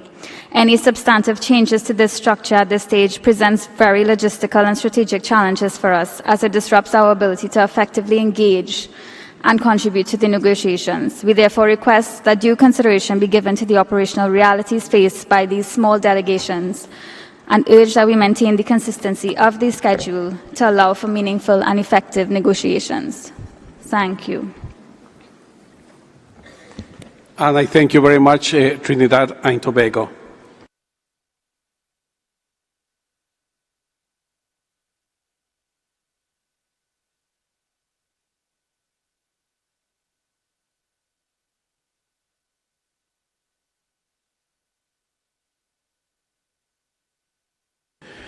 Well, thank you very much, dear colleagues, and thank you also for your flexibility, your comments, all of them, of course, we need to take it into account to keep working that way, in that constructive way, during this session 5.2. So with that change, and I think with that swap of the contact groups, not the provisions, of course, I can take it this as, okay, you are fine with that? I hear no objections, then it is so decided. Thank you very much.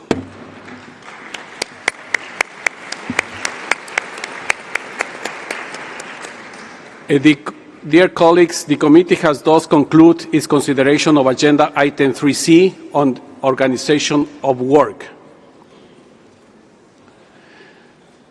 Distinguished delegates, the committee will now consider Agenda Item 4 on the preparation of the international legally binding instrument on plastic pollution, including in the marine environment.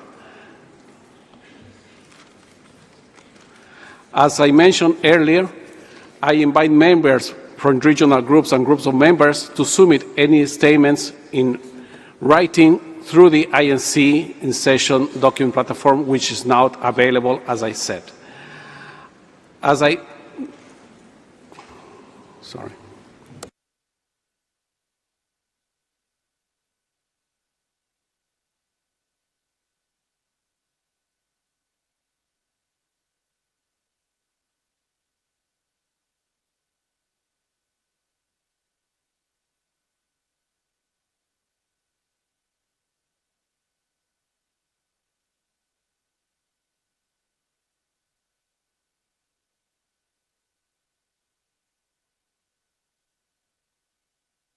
Yes, sorry for that. Thank you very much. As I noted in my scenario note, opportunities for observers' interventions in the formal intergovernmental process is limited. After statements by regional groups and groups of members, 30 minutes will be allocated to hear from observers representing different broad constituencies, and the online document platform also will be available for observers to share written statements.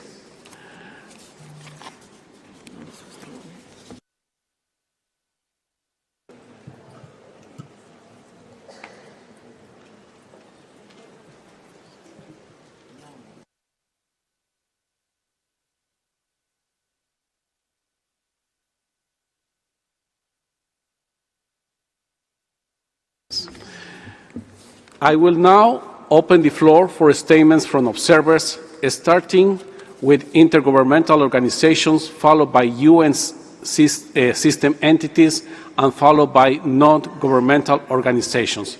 Please, and I say please, limit your statements to 2 minutes. We have put in place a dedicated quoting system for observers. Introductions on how to use this system have been made available on the dedicated observer seats on the ground floor of the plenary hall. Please follow these instructions if you wish to request for the floor, and Feel free to approach any of the Secretariat staff in the room if you require assistance. Once again, please keep your intervention short and focused. As I mentioned previously, observers speaking for alliances, coalitions, and groups will be given priority.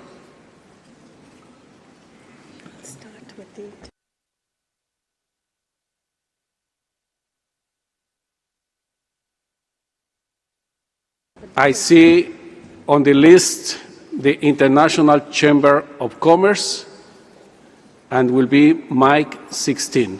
Please, you have the floor, ICC.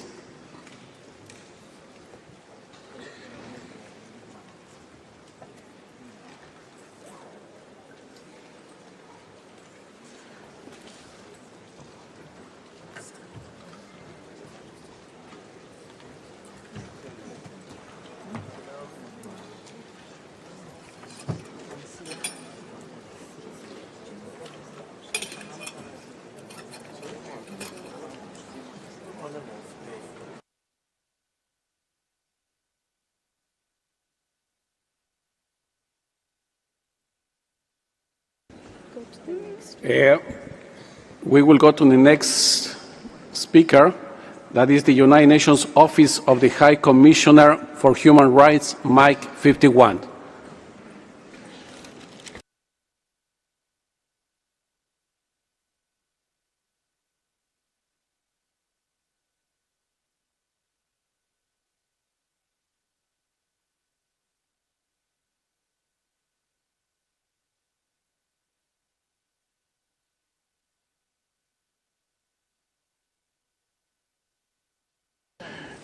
Microphone, please. It's mic 51.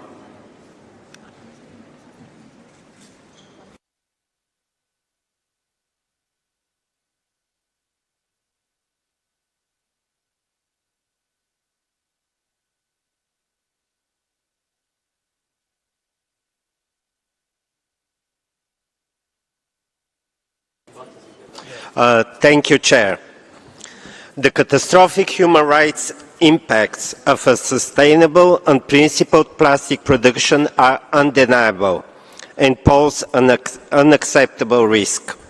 In its recent advisory opinion on climate change, the International Court of Justice found that states have a duty to prevent significant harm to the environment now and in the future.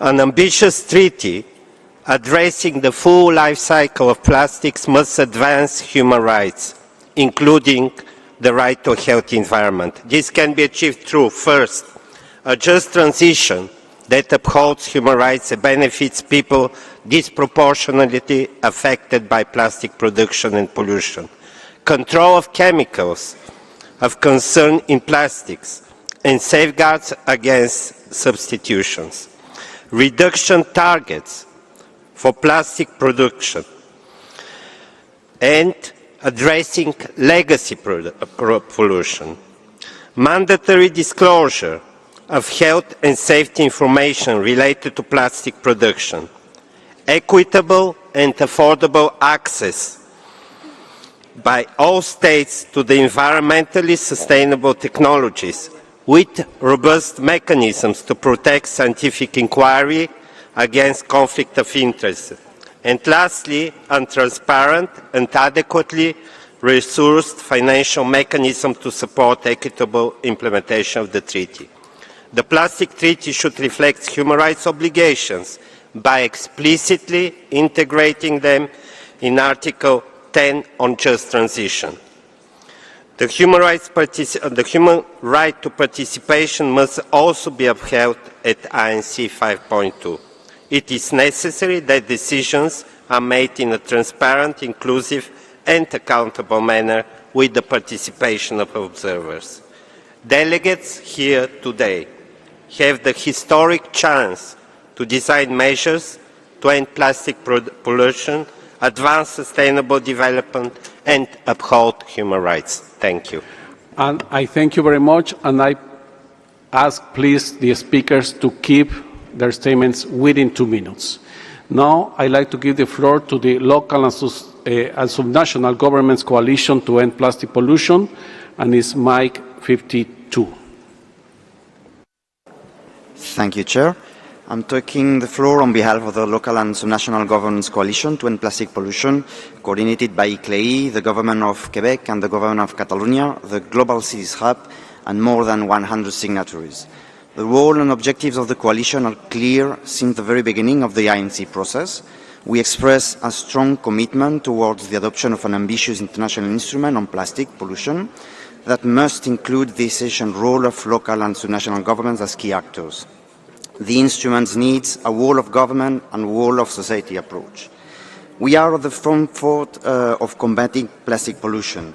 We have in-depth knowledge of local issues and often have specific regulatory powers and the ability to enhance implementation and enforce actions.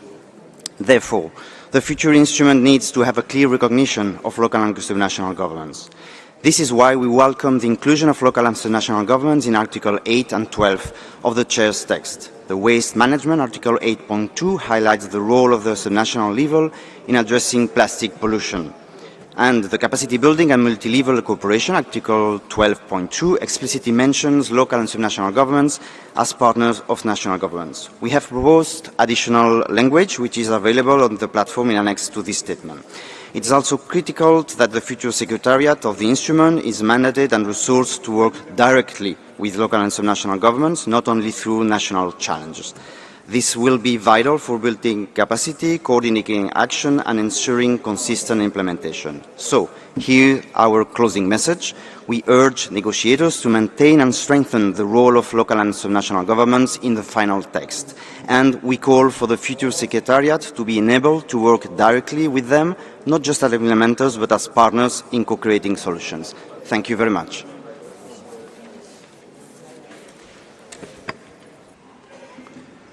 I thank you very much. Now I would like to give the floor to the Youth Plastic Action Network, mic 40.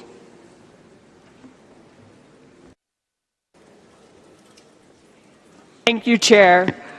We speak on behalf of the Youth Plastic Action Network, a global platform for youth engagement in the plastics treaty process. From day one, our message has been simple and urgent.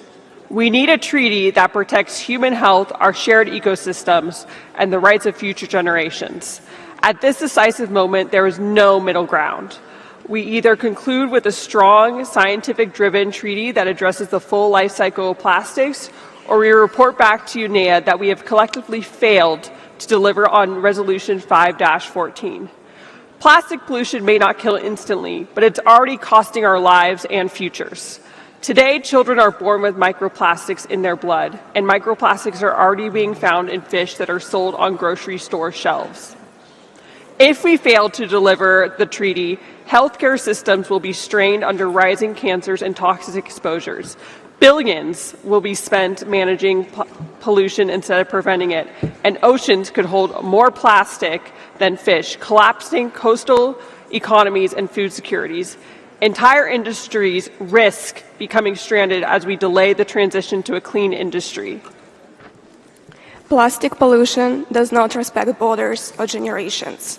A weak treaty will not protect any country from the social, economic, and environmental consequences that are to follow. Many of you will not see that world, but we, the children and youth of today, your children and your grandchildren will. We will inherit governments that fail to act when they could, societies burdened by pollution and debt, and planetary resources pushed beyond repair. We call on member states, seize this moment, commit to binding reduction targets, embed human rights and intergenerational equity throughout the treaty, and build strong financial mechanisms for implementation and capacity building. Stand with ambition. Deliver the treaty that the world desperately needs and the future deserves.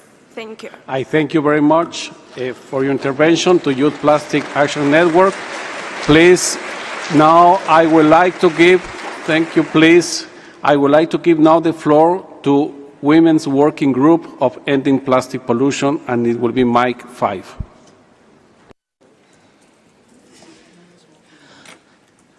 Honorable Chair, distinguished delegates, colleagues and friends. I'm Rabeb Alwi from Tunisia, and I will be speaking on behalf of the Women Working Group on Ending Plastic Pollution.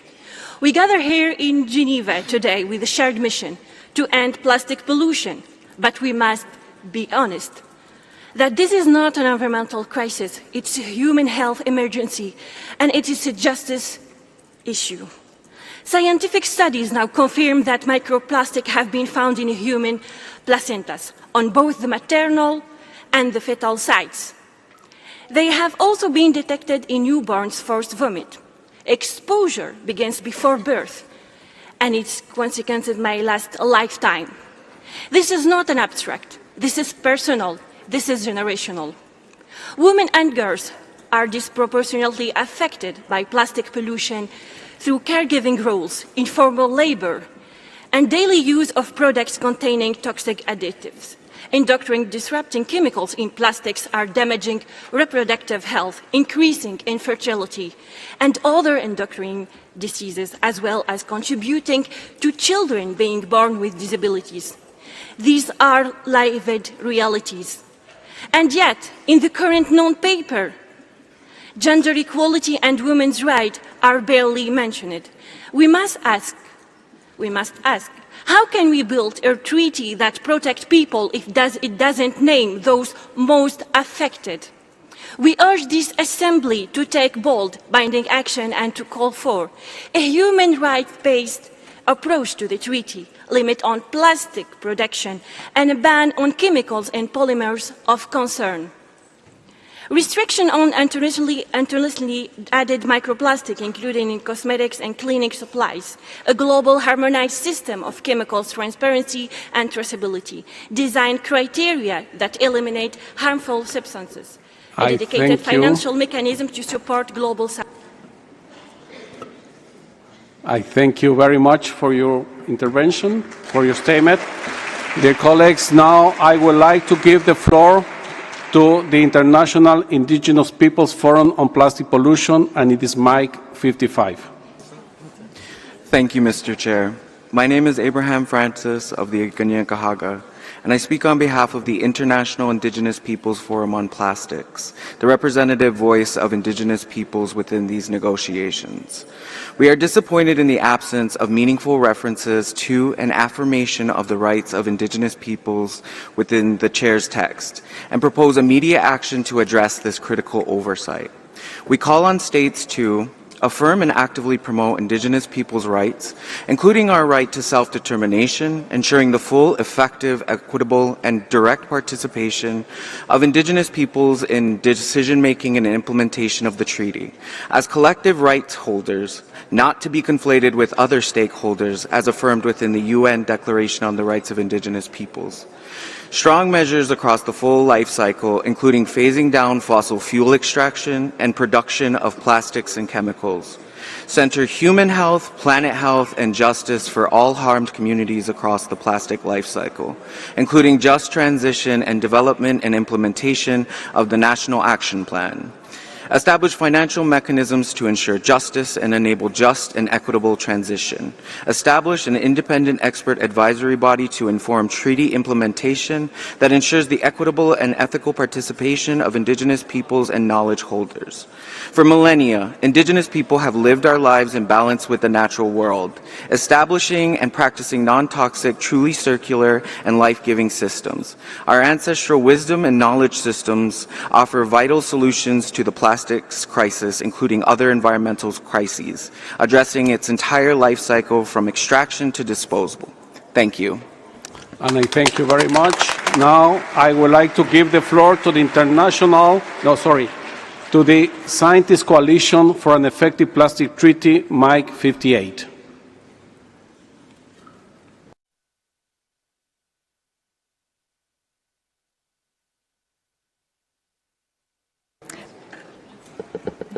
The Scientist Coalition for an Effective Plastics Treaty are 450 independent experts from 65 countries.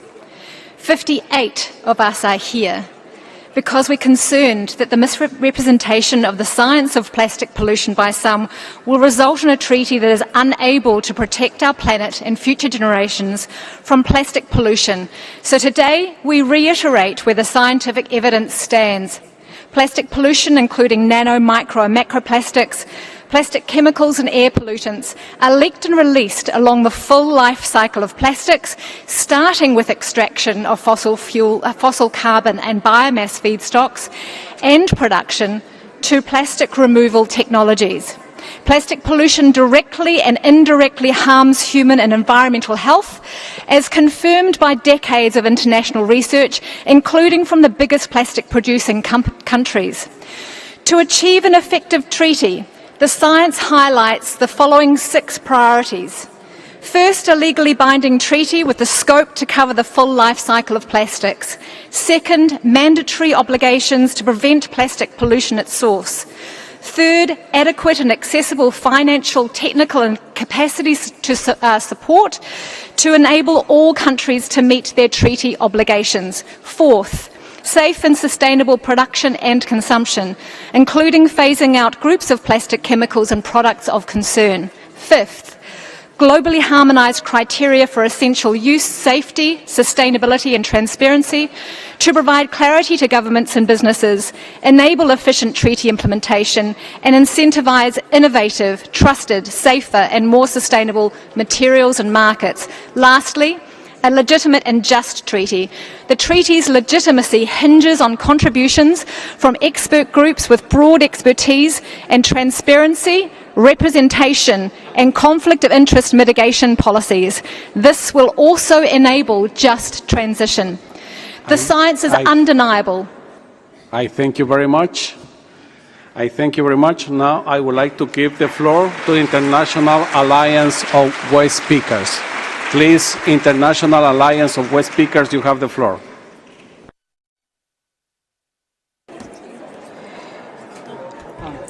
No. Somos nosotros, no.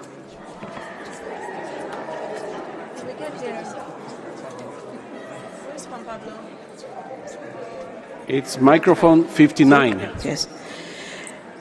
Buenas tardes. Good afternoon.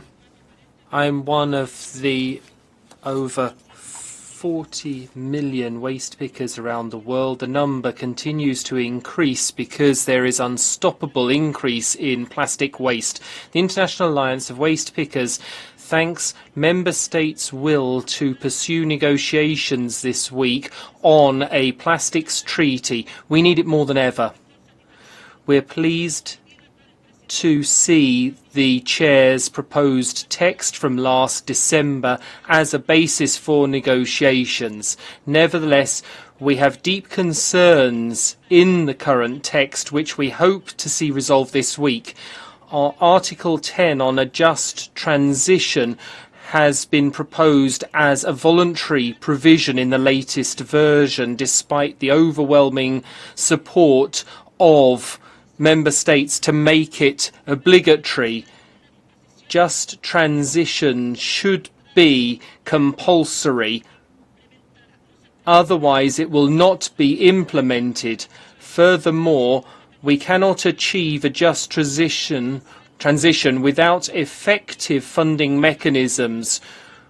We need an independent structure from the current global environmental facility.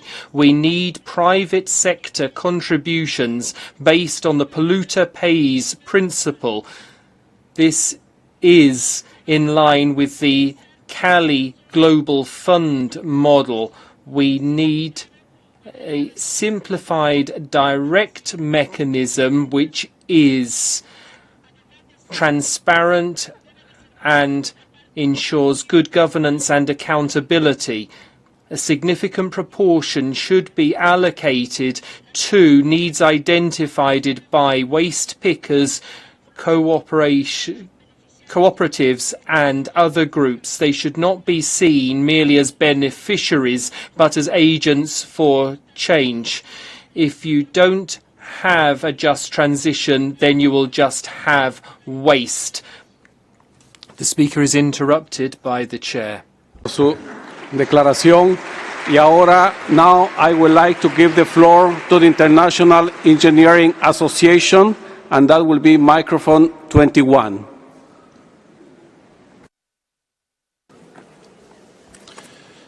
Thank you, Mr. Chair.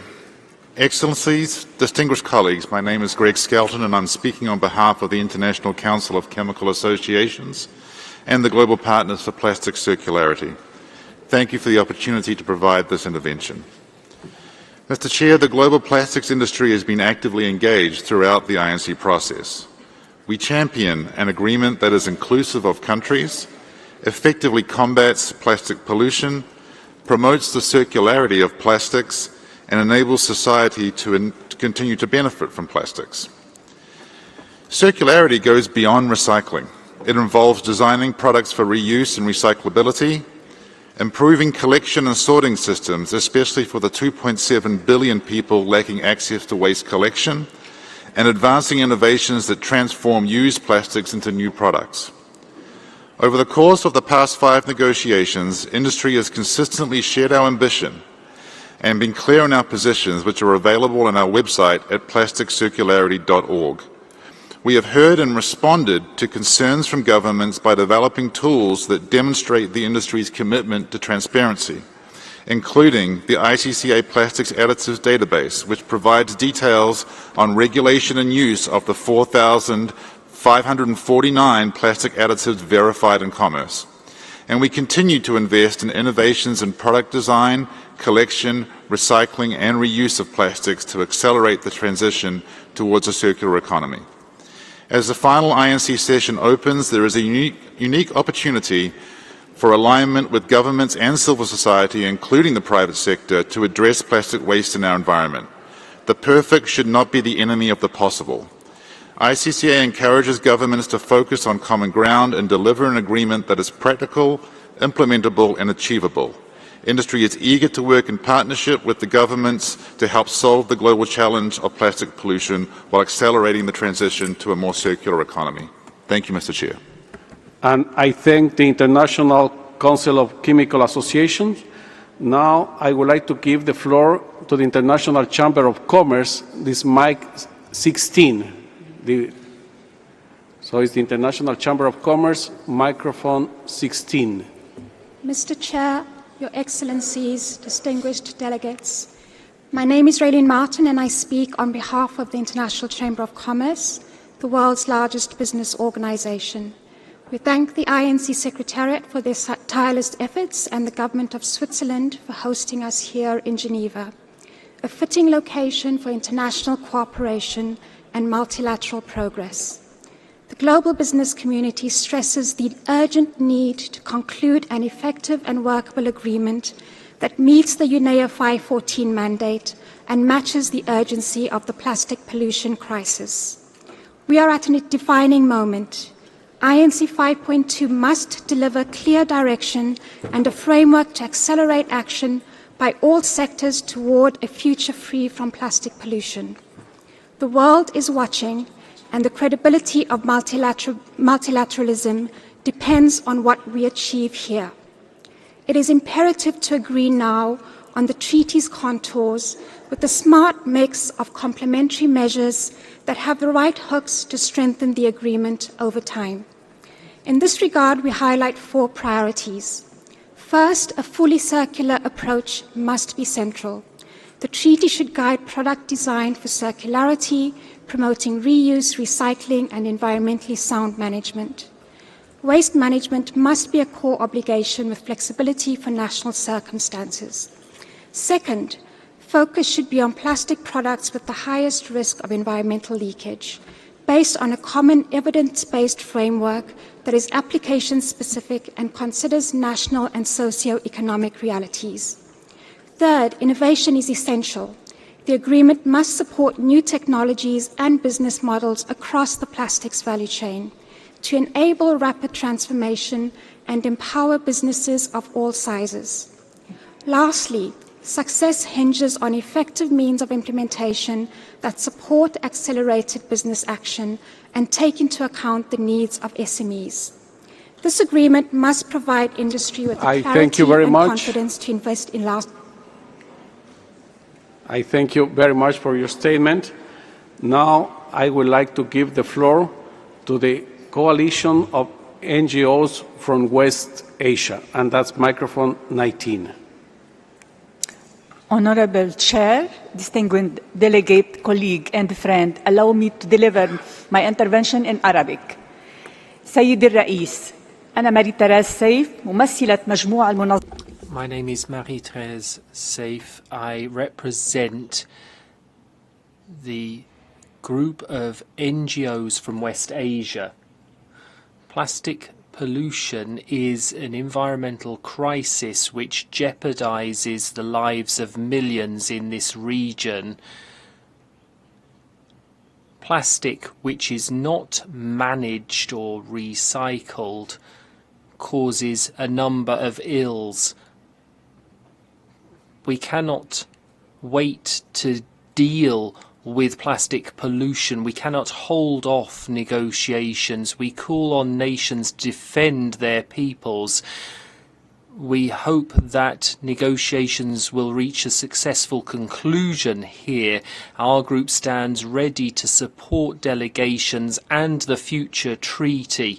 We call on everyone to respect their commitments. This must not be just a symbolic treaty. It must be fully implementable and ensure justice, solidarity and cooperation between peoples. We cannot wait any longer. Think about current and future generations. Think about the right to live in a clean, healthy and sustainable environment. You cannot procrastinate. We need a treaty here and now. Thank you. And I thank you very much for your statement. Now I would like to give the floor to the International Engineering Associations, and will be microphone 21.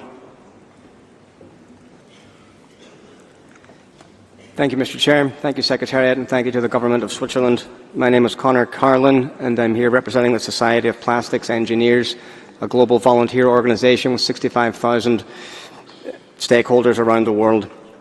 We stand at the intersection of science, research, industry, and society, committed to advancing polymer innovation while promoting responsible management of plastics resources. Plastics have transformed the modern world by delivering lightweight, durable, and cost-effective solutions in medicine, food preservation, renewable energy, clean water, mobility, and countless other fields. These materials have been integral in reducing emissions, increasing energy efficiency, and improving the quality of life. We are equally aware, however, that the growing volume of plastic waste, mismanaged and polluting the environment, presents urgent challenges that must be addressed with integrity and urgency. As engineers, innovators, and problem solvers, we are uniquely positioned to develop the next generation of materials and technologies that enable greater recyclability, biodegradability, and resource efficiency. We believe that innovation must go hand in hand with responsibility. Our work is guided by a vision of circularity, where plastic products are designed with their full life cycle in mind, supported by robust collection, sorting, and recycling infrastructure. We support scalable solutions from advanced mechanical and chemical recycling to closed-loop systems and data-driven waste traceability. We also recognize that no one single actor can solve this challenge alone. Collaboration across industries, governments, academia, and civil society is essential, and we actively promote open dialogue, knowledge sharing, and capacity building to ensure that all regions can benefit from equitable access to technology and sustainable solutions. The Society of Plastics Engineers reaffirms its commitment to being part of the solution, championing science-based policies, fostering innovation with purpose, and accelerating progress toward a future where plastics are used wisely, recovered efficiently, and managed sustainably. Materials and plastics are not the enemy. Misuse and mismanagement are. Let us engineer a better path forward. Thank you. And I thank you very much.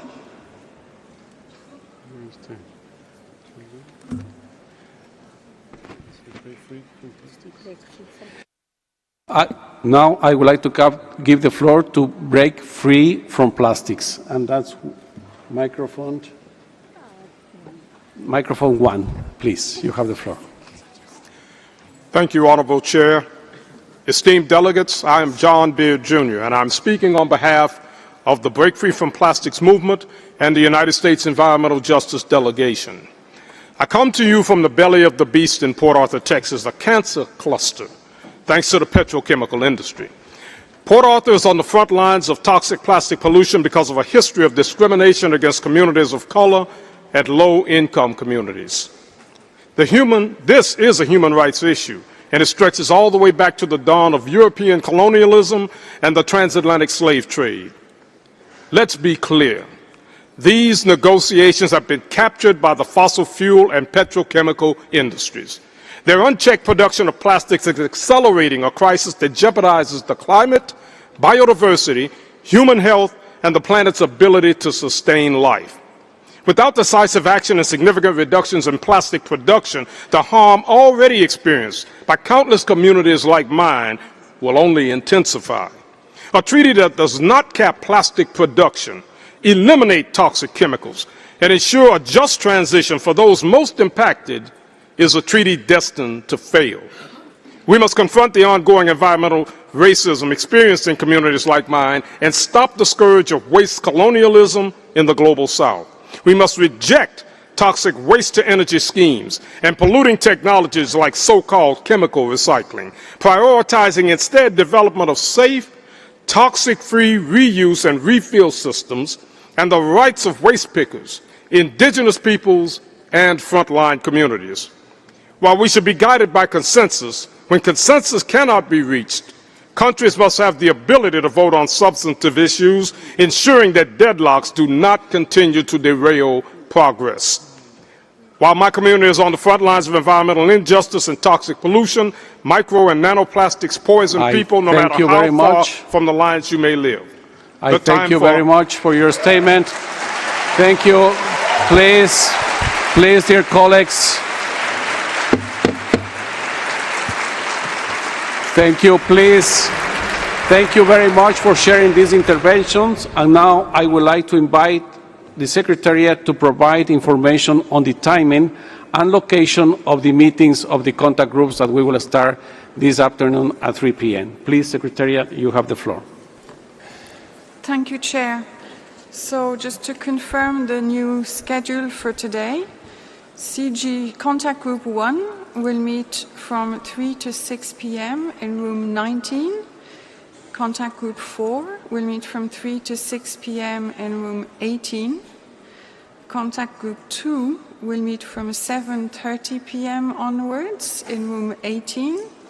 And Contact Group 3 from 7:30 p.m. onwards in room 19. Thank you. I thank you very much, the Secretariat, and we will be meeting, as I announced before, working with the Secretariat and the Bureau on the scheduling for today and the next days. And distinguished delegates, this brings us to the conclusion of our meeting today. We have a lot of work ahead of us over these 10 days. Thank you, distinguished delegates, for being conscientious of the time as we embark on completing the work of the INC at this resume session. Let's treat each other with sorry, please, dear colleagues. Oh, I see Ghana asking the floor. Please, Ghana, you have the floor. Thank please, you, Chair. Could you please take a seat? We haven't finished the session yet. Please. Thank you. Ghana, you have the floor. Thank you, Chair. We kindly request that the information is repeated. Thank you.